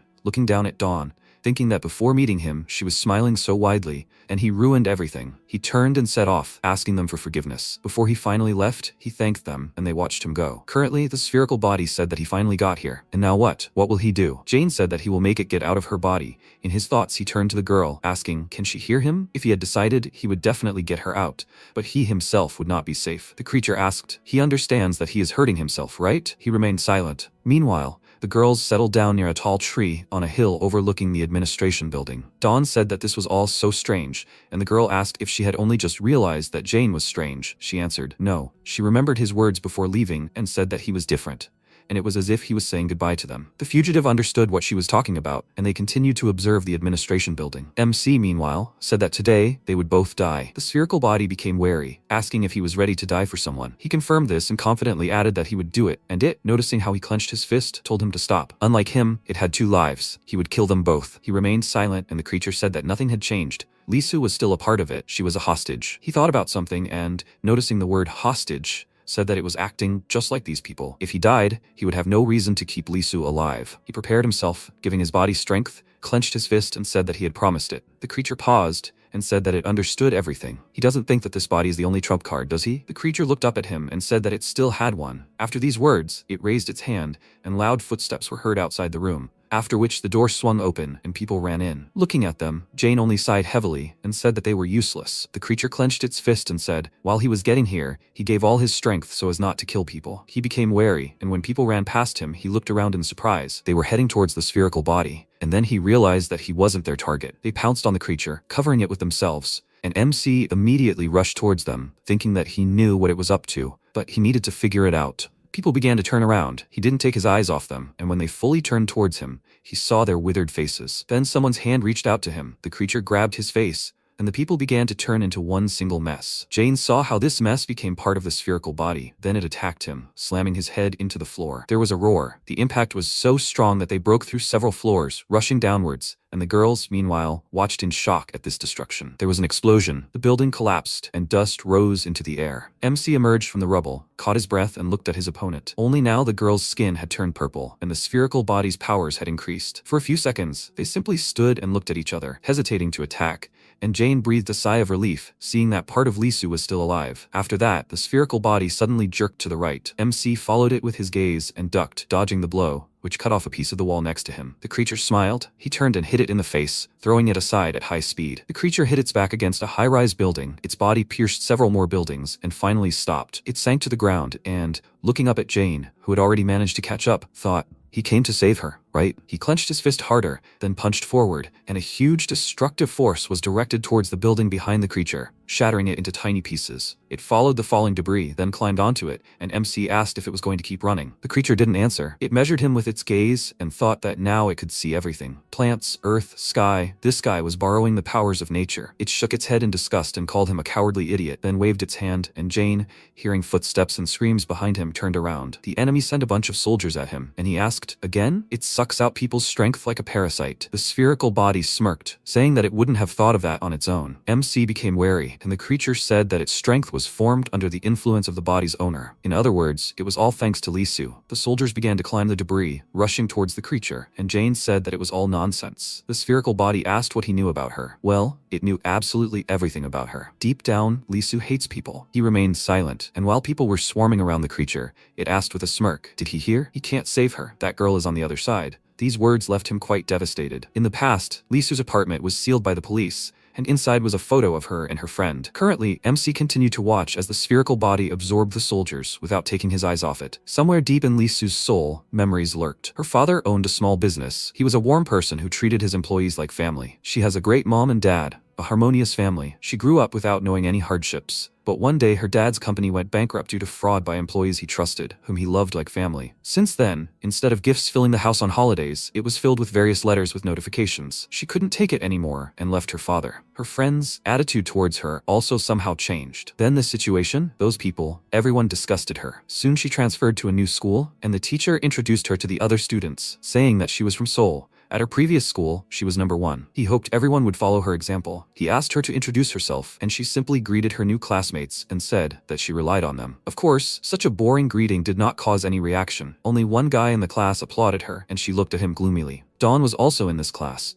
but she had not attracted Lisu's attention yet. She was a little interested in this guy, Young Tae. As soon as the first lesson ended, Dawn fell asleep, and everyone crowded around the new student and started bombarding her with questions. One of them said that his older brother lives in Seoul. What district is she from? They say the students there are really good at studying. Moreover, she was number 1. Why did she transfer here then? Their questions began to irritate her. She looked down, and then said that her family fell apart. She didn't really want to move to this village. She doesn't like it here, so could they please leave? They all stared at her in surprise, then dispersed, saying that she was acting like such an important person. But one of them still stayed. It was Young Tae, and Lisu looked up at him. He smiled, It seemed he wanted to talk to her about something. A guy passing by him hit him on the head and said that she was the one who drove them away. Why was he frozen? Ignoring him, the guy rubbed the back of his head with a stupid smile, and Lisu thought that whether you are a student or an adult in the company, there are always people like them. An annoying bully, a weakling, and people like her, just observers. Having finished absorbing the soldiers, the spherical body opened its eyes and looked at Jane. Meanwhile, he frowned and thought that this was dangerous. The more it uses the power of people, the faster Lisu dies. This can't go on. He needs to decide something quickly. He decided to use all his strength and clasped his hands together, after which the ground under his feet began to tremble. He decided to use that very power to exterminate people, but he was not going to kill anyone. Powerful energy condensed around him, making the enemy nervous. Meanwhile, the girls on the hill felt an earthquake and were scared. And then an explosion was heard. Watching him from a pile of rubble, the spherical body became nervous. It saw how insane energy gathered around it, and when he looked up at it, he told it not to die. The creature thought that it had no idea what he was going to do, but if it took his blow with this body, it would definitely die. The creature felt an enormous threat. It realized that it needed to do something, and before he struck, it rushed towards him. MC didn't move, and then there was an impact. Leaving a deep mark on the road, the spherical body dragged him forward for many meters and slammed him into the wall of a building. It removed its hand from his face to check his condition, and was surprised to see that he was unharmed. He used the armadillo to withstand the enemy's attack and told Lisu to be patient for a while. It would be over soon. The creature stepped back and frowned, thinking that having the energy of a few dozen people wasn't enough. It increased the distance between them and realized that it needed even more. The spherical body spread its influence across the area, capturing hundreds, thousands, millions of people. Absolutely everyone around succumbed to its influence, the fugitive and even Dawn. In the past, when Lisu was returning home from school, Youngtae caught up with her,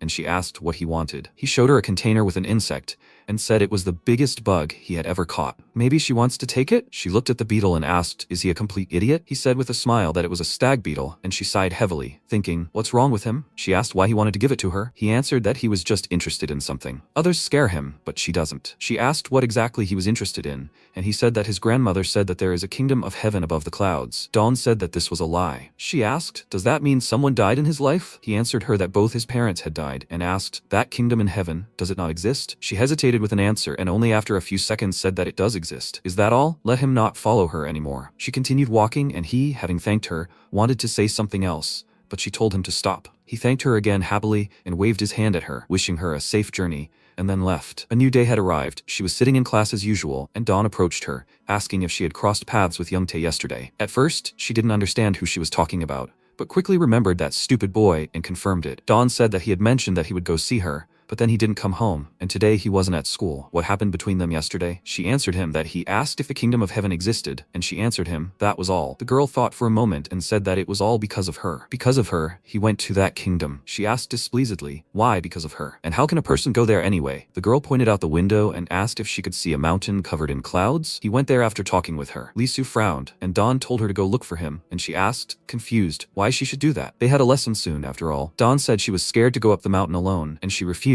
telling her to tell the teacher everything. The girl glared at her, then with a heavy sigh headed for the classroom exit and said that she could handle it herself. But Lisu still felt uneasy about that boy, and she followed Dawn. Seeing her, she noted that she had refused to go, and Dawn, awkwardly looking away, told her that she still felt responsible for what happened. Dawn smiled, then told her to hop on her bike, and they went up the mountain together. While they were riding there, Lisu was thinking about something and enjoying the views. At the moment, the fight continued. People began to gather around the spherical body, and among them was Dawn, whom it grabbed. Crazy people were running down the street, and MC looked at them in surprise. He clenched his fists and thought, everything is different. This is incomparable to what happened before. Not at all. He continued to stand in place, and the madmen were already approaching him. He heard a scream, and he's here. He looked into the girl's eyes with confusion and asked, Dawn? Jane pursed his lip and said, horror. He realized that he couldn't do anything. First, he needed to save them. Suddenly, his eyes widened in surprise and thought, what? Lisu was squeezing her hand on Dawn's neck, which made MC unable to understand why his body wasn't obeying him. And Lisu was resisting. But why? He had taken control of her. Jane ordered her to stop. Parasite. Lisu turned around and he thought, does he think that girl has something to do with this? Is that why she's resisting? And she too. Nothing can be done. Lisu unclenched her hand, which surprised MC. It turned around and said, he won this battle. It ordered everyone to attack. The madman rushed towards Jane, and he frowned and thought, now? It understands that this is useless, right? People ran past Lisu, who did not take her eyes off the MC. He looked at what was happening, puzzled and thought, is she running away? This is also useless. He can feel her presence. The creature in Lisu's body ran and thought, it will wait for him there. Suddenly it stopped and widened its eyes in surprise. At that moment, in America, Great Britain, Russia, France and China All the representatives of the states were puzzledly asking, what? So suddenly, what does all this mean? The representative of China spoke. He will say it again. The target is South Korea, the city of Sejong. They will strike the city with nuclear weapons. The heads of state decided that they will strike it with nuclear weapons. The creature in Li Su's body thought, this is interesting. He is so arrogant that he dared to call himself Mother Nature. Will he be able to withstand the evil of human nature and at the same time save his friends, Li Jane? After a while, a loud cry was heard. What? This is not an issue they can resolve alone. The head of the United States said that in this country he makes decisions. He is the president. The country's representatives frowned and responded with displeasure. The president? He is not a monarch. The president asked with displeasure. Does this mean they refuse to obey? The representative looked into his eyes and thought, a spherical body. He loudly ordered to call someone who understands spherical bodies. Suddenly, the president took out a pistol and shot the representative in the head. Everyone looked at this in fear, and he asked, are there still those who disagree? After a while, the plane was quickly approaching the ground, and the spherical body ran forward, thinking that everything was decided with America, the next country. It stopped and looked ahead in confusion. In the Russian government building, a shot was fired at the president's head. The minister stood in front of the body, and the representatives shouted with displeasure, what is he doing? Is he crazy? The minister replied, no, he is in his right mind. He ordered the use of nuclear weapons, and orders are not discussed. He takes full responsibility. The spherical body thought, nothing worked outside of America. But in a couple of hours, all this will end. After a while, a guy ran into the room and shouted, Mr. Kim, they have a problem. He looked at him and asked,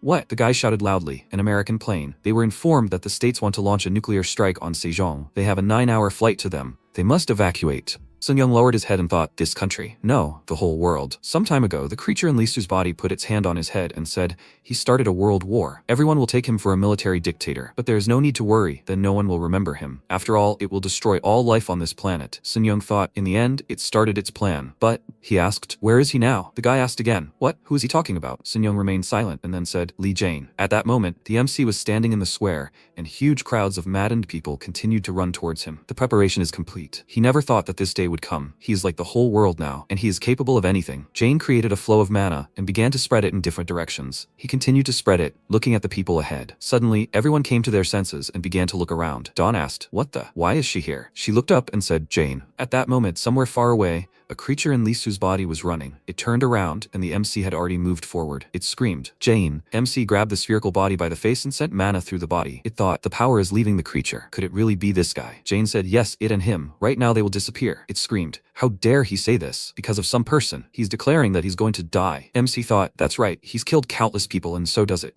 They both deserve to die. He said for Li Su, he's willing to do it. The creature thought, this is crazy energy. It can't resist. Besides, for some reason, he and Li Jane are connected. He's not bluffing. He'll definitely kill them both because of a girl. For Alisu? In that case, the creature said, he can't kill the creature now. Suddenly, fragments of presidents and an airplane appeared in Jane's mind. He asked, this country? The creature answered, that's right. Shouldn't he take care of it? He has to protect Alisu and his friends, right? If it dies now, everything here will turn to ashes. MC removed his hand from Lisu's face and said, that's stupid of the creature. It can read minds too. Either he'll die trying to stop the nuclear explosion, or if he survives, it will kill him because he'll get weak, right? The creature replied, yeah, that's right. He knows. He has no other choice. MC looked at the creature closely and nodded. He thought it was disgusting. He replied, okay, he'll play the creature's game. First, he'll defuse the bomb and then he'll kill the creature. The spherical body smiled, and after a while, the commander's assistant said, the roads will be blocked in half an hour. There are many people who couldn't evacuate. Sun Young said, this is exactly what the spherical body wanted. At least there's no safe place in this country. He looked down and thought, all he can hope for is this. He said, Li Jane, where is he? The assistant looked at him closely and said, in the eastern sea with the sea monster. At that moment, MC was sitting on the head of the Kraken, which was clutching Lisu's body in its hand. It asked, does he understand what a nuclear bomb is? MC replied, it's a powerful weapon. The creature spoke. He said that he would protect her body. If they were in the blast radius, they would turn to dust along with the octopus. Jane said, how scary. The creature said, he thinks he can stop the disaster. There's no need to look down on people. MC stood up and said, it was strange for him to hear this from the creature. Doesn't it despise humanity? The creature smirked, looking at him. At that moment, Sun Young was sitting near the window and, with his hands clasped together, looked into the distance. He begs Li Jane to let this stop. MC went out onto the water and looked up, seeing a huge plane. It was quickly approaching the sea, and MC began to activate his mana. The creature responded. It never looked down on them. It just wanted to destroy everyone. A bomb was dropped from the plane and exploded, creating a mushroom cloud. Jane became a little nervous because of the noise. This attack is not much different from the one on the island. MC turned and looked at the endless sea. The huge squid continued to hold Lisu's body in its tentacle. Jane thought, his strength is not infinite. He can't spend all his strength on a nuclear weapon. He raised water and thought, and yet he must sort this out once and for all. The creature looked at it in surprise and asked, "Is it going to attack?" Knowing that there is a nuclear bomb, MC rose into the air and raised water behind him. He waved his hand and directed the stream towards the plane, which was already very close. He thought, easy. The creature smirked at this, and the plane began to explode, which raised questions in MC. He widened his eyes in fear, and the explosion began to spread quickly. Jane was at the very epicenter of the explosion, plunging into the water. The explosion occurred in the sea, after which the assistant loudly shouted, "Kim Sun-young!" He looked at him, and the assistant said, "Right now, Lee Jane is in the East Sea, nuclear." He stopped it. Sun-young grabbed his head and said, "That's it." He realized what was happening, and asked, "What's wrong with him? What happened to him?" At that moment, MC's body was lying in the water, and the creature was looking at him. It turned around and said, "The octopus dropped the creature and tried to cover the boy. Even with such incredible force, he was finished. It's amazing that his body didn't shatter into atoms." It grabbed MC's body by the neck and lifted him up, after which it asked, what did he call himself? Mother Nature? The only thing that can destroy Mother Nature is a human. The spherical body needs to get rid of him. Some time ago, Lisu was riding a bicycle with Dawn and looking at him. At the present time, the creature in Lisu's body pierced MC's body, blood spurting from his mouth. The creature smiled and ordered the man to disappear. Jane fell into the water, and the creature continued to look at him mockingly. Suddenly, the creature noticed that MC's body had begun to regenerate. The spherical body frowned and began to attack again, striking. It screamed loudly, "Idiot, let him die already!" After a while, Jane opened his eyes and began to look around. He was in a white space, and Lisu stood in front of him and asked, "Is he okay?" MC asked again, "Lisu? Is he dead?" Lisu asked again, "Does he mind?" Jane answered, "Yes." Lisu smiled and asked, "He's lived so many lives and wants more?" "He's greedy." MC spoke up, "He couldn't save her." Lisu extended her hand and said, "He's done enough. They need to go." Jane asked, "Where?" Lisu replied, she had one last thing to tell him. He placed his palm in hers and widened his eyes in surprise. They were standing on a mountain, and MC asked, "Where are they?" Lisu replied, "They are on the top of the mountain." Jane looked down in surprise and asked, "Human?" Suddenly, a loud scream was heard behind them. "Youngtae." The girls ran towards him, and MC said in confusion, "Dawn and her?" Lisu replied, "Yeah." Dawn ran forward and screamed, "Youngtae." She was crying when suddenly Lisu said, "They can't see them. These are just her memories." MC looked at her in her memories and thought, Lisu is like this. Youngtae opened his eyes, and Dawn sat down next to him and asked, "Is he okay? How is he feeling?" Lisu asked Youngtae to forgive her. Youngtae stood up and said, "Thank you, Lisu." She looked at him in surprise and asked, "What?" Youngtae replied, "He met his mom and dad thanks to her." Lisu said he wanted to save her. She looked at MC and said, "But she doesn't want to live." Jane was surprised to hear this. Lisu said, "Youngtae came here because she lied to him. He dreamed of seeing his parents and then thanked her." After that incident, the three of them became friends. MC looked at her carefully. After a while, the teacher said, "Universities and faculties." He asked her to write it down in order of preference and send him the list by the end of the month. Lisu thought, higher education. Dawn asked again, "University?" She won't go. She won't get in. She'll work in a factory, then open her own business. And she? Lisu replied, she's still thinking. She looked questioningly at Youngtae and asked, "Is he going to university?" Youngtae answered, "Well, yes." Dawn screamed, "Has she forgotten how hard he studies?" Lisu screamed in fear, "No, she asked for forgiveness." "Is he going to work in the Department of Earth and Environment?" It was written on the piece of paper, Kimjung University, Faculty of Ecology. Youngtae replied, "He's just afraid of global warming." Dawn replied, "Yes, it will happen in 100 years. By then they will all be dead." Lisu looked at them and said, "Dawn, Youngtae, they are good guys." Then her gaze began to change. She began to smile. After some time, on the playground near the school, the guy said he liked her. Lisu looked at him with displeasure and asked, "Is this a confession?" The guy said she has a beautiful smile. MC looked at this and asked, "What happened next?" Lisu replied, "This guy was bullying Youngtae." Of course, she refused. Lisu turned away and started to walk away, and the guy pursed his lips in frustration. Only after that did he start bullying Youngtae even more. The girls put the guy in his place for how he treated their friend, and then he decided to take on them with Dawn. The boys were writing nasty things on their desks, and Youngtae was asking for forgiveness. It was because of him. Dawn poked him in the shoulder and said, "He's an idiot. He's acting like this because Lisu turned him down. What does it have to do with him?" Youngtae spoke up. He had to do something. Lisu asked, "For example?" "Even the teacher pretends nothing is happening. Is he really going to take it on?" Lisu asked him to just forget about it. It would be more useful that way. Dawn asked what she was saying. Youngtae interrupted her and shouted, "Yes, he will fight. No one should treat them like this. He's ready to fight."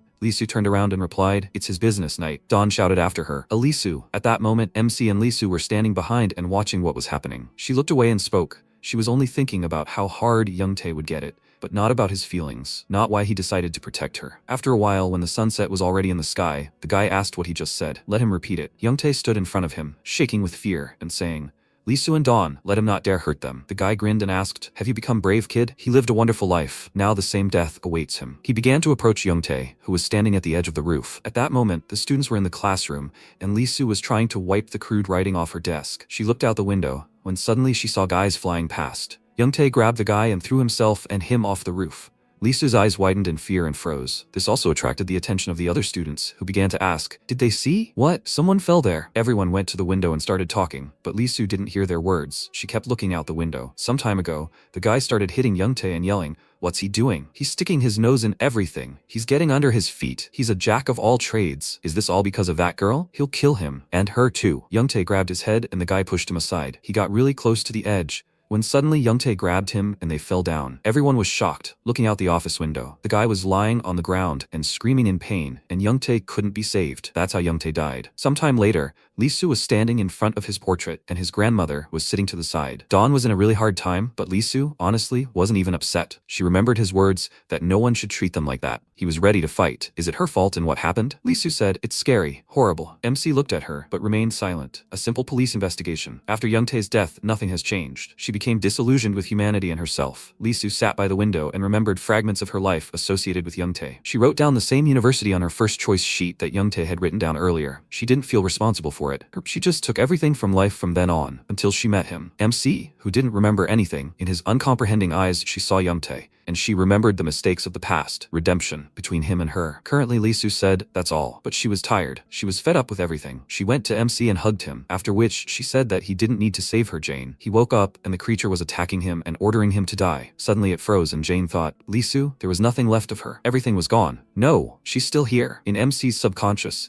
Lee Su told him that she was giving it to him. Let him live. A bright glow illuminated the creature, after which it covered its face with its hands. After a while, the sky turned pink, and MC rose and looked closely at the spherical body. He beckoned the creature with his finger and said, "She's a liar." He stood on the water, and the creature began to rise and say, "Lee Jane." MC placed his hand on his body and activated his mana. It headed towards the creature, and MC attacked and threw it aside. It flew forward, and Jane ran after the creature. The spherical body fell to the ground, and opening his eyes, he saw Jane, who quickly recovered. He looked closely at the creature, and the wind began to tear off the cotton fibers, which caused questions and misunderstanding in the creature. MC created clothes for himself with this, and the creature asked incredulously, "What is he doing?" MC replied, "He got dressed. He is cold." The spherical body asked again, "What nonsense?" At that moment, Jane hit the creature in the face with his fist, pushing it back. The creature frowned in displeasure, and MC swung to attack again. He began to attack quickly, striking from different sides. He hit the creature in the stomach, and it thought, "How is he?" It fell to the ground and thought, "This guy was definitely out of strength." No. If you think about it, it makes sense. All of Lee Su's life force must have transferred to him. This explains why he is full of energy again. And now, for the first time in his life, it is not just a parasite, but the real him. MC thought. All of Lee Su's memories, her feelings, all of it was transferred to him. He imagined her image and thought, "It's all a lie." She was more upset than anyone else. She was in a lot of pain, much more than the others. She wanted to live. The creature attacked the MC and grinned, blood spurting from its nose, and hers too. He recalled her smiling image, when suddenly the creature pushed off the ground and hurried to attack. After a while, an assistant entered the office and said, "President." He had prepared a report. Sun Young turned around and the guy said, "Lee Jane and Lee Su. They were currently fighting near Gungno," just as he had said. The fight was being filmed by a drone with a camera, and people were watching closely on screens. The assistant said the battle between them was being broadcast live across the country. At this time, somewhere on the planet, children were being born, and somewhere, the dead were being buried. People. The news showed the battle between MC and the creature. Some were watching it on TV at home, and some were standing on the street. The creature threw MC aside, and he thought both he and it. He moved very quickly, thinking that they were all the same. The values they shared, an attempt to destroy humanity. The spherical body quickly pursued him, trying to attack. Jane frowned and rushed towards it. Their energies clashed. Maybe he was right. People consume and sacrifice everything in the world for themselves, and take everything for granted. Humans are selfish creatures. After a while, MC lay on the ground and thought that he still thought so. But people. The drone continued to film their fight, and people in the comments wrote that it was a disaster. Why are they fighting? Who is on their side? What are these sides? Both want to destroy humanity. Whoever wins, they will die. They both must die. Monsters. The creature looked at MC and attacked him. He thought, the power he has, there is nothing he can do about it. He remembered the faces of the people he loved and thought, he couldn't protect anyone. Everyone makes mistakes and fails. People, they disappoint. They should think. They must become better. People are obliged to find a solution. The creature struck him, rejoicing in it. Jane hit his back against a stone. The creature looked at him and said, "Amazing. He died and now he is resurrected. It's one time. That's his main problem. He can't defeat the creature now." MC thought the creature's gaze is getting on his nerves. The spherical body raised its hand up and began to spread its mana everywhere. It spoke. It will gouge out his eyes. Blood was pouring out of MC's mouth and he nodded his head. It rushed towards Jane, but he didn't move. He just bowed his head down. All the lives, microbes, insects, dinosaurs, fish, birds, humans that he lived. The creature pierced MC's body again and joyfully said, "This is the end." MC replied, "That's right, this is the end." He grabbed the spherical body by the shoulder shoulders and said, all he needs to do is get rid of the creature. But he won't do it. The creature irritably asked, what is he talking about? Jane replied, Alisu's life. He activated his mana again, and the creature thought, what? It's dangerous here. The creature needs to get out of here. It tried to break free from MC's hands, but he said, no. The creature would have to accept this. He grabbed the spherical body by the hair and pulled it towards him, kissing it on the lips. Life force began to accumulate in MC's body. And the creature thought, this guy, he loves. No need to make the creature laugh. People looked at this in confusion, not understanding what was happening. The creature thought, it, born to rule this world, will not stoop to the level of people. The color of Lisu's eyes changed and it fell powerlessly into MC's arms. He held her back when suddenly she moved into her subconscious and began to look around. She asked, Jane, is it him? She looked at him questioningly, and he was silent. She asked, what? She can't hear. Jane thought, he wanted to tell her so much, but it would be enough to say just one. He smiled and said, he loves her. Currently, Lisu woke up and looked around, seeing MC's body in front of her. She got up and rushed to him. After a while, Dawn was standing behind the cash register and talking to the girl, and Lisu was sitting at a table under an umbrella and writing in a notebook that a lot of time had passed. An epidemic, an island, an explosion on the mountain, and a nuclear strike in the East Sea. A spherical body, he and she. A whole series of incredible events. People still haven't recovered from everything. Families, partners, friends, places where people went to work. Everyone has lost something or someone. All this anger directed at him, who is no longer there. And she is still the same. Nothing changes. For some time she underwent numerous examinations and still visits the hospital. She understands everything perfectly, but she has so many questions. Why did he save her, sacrificing himself? She remembered MC's words that he loved her, but Lisu couldn't tell him the same. She got a job at a company dealing with ecology. She does what she can for the good of this planet. He expected this from her, right? Great. If so, it is very difficult to take on any responsibility. He was reborn for thousands of years in a row in different forms. She can't even imagine who he became in his new life. Maybe that's why she feels sorry for every creature in this world. Lisu sat in the field and looked around. She tilted her head and thought, Jane, she wants to meet him again. Whoever he is reborn as. She misses him. Does he exist in this world now? Some time ago, MC thought, a familiar feeling, death came for him. For the millionth time, the question constantly played in his head when he was on the brink. Why is he destined to be reborn? This time he found the answer and made a decision. The last time without a drop of regret. He's just a little sad that he had to part with her. Thank you. He's grateful to everyone. Have a good life. He said goodbye to everyone and closed his eyes. That's it. After a while, neural networks began to form. Again. Until this moment, the feeling wasn't the same as with previous deaths. He doesn't feel pain. He feels every life he's lived. They're all stored inside him. And she. So that's how it is. Lisu sat on the grass and looked at the sky, being on a huge planet like Earth.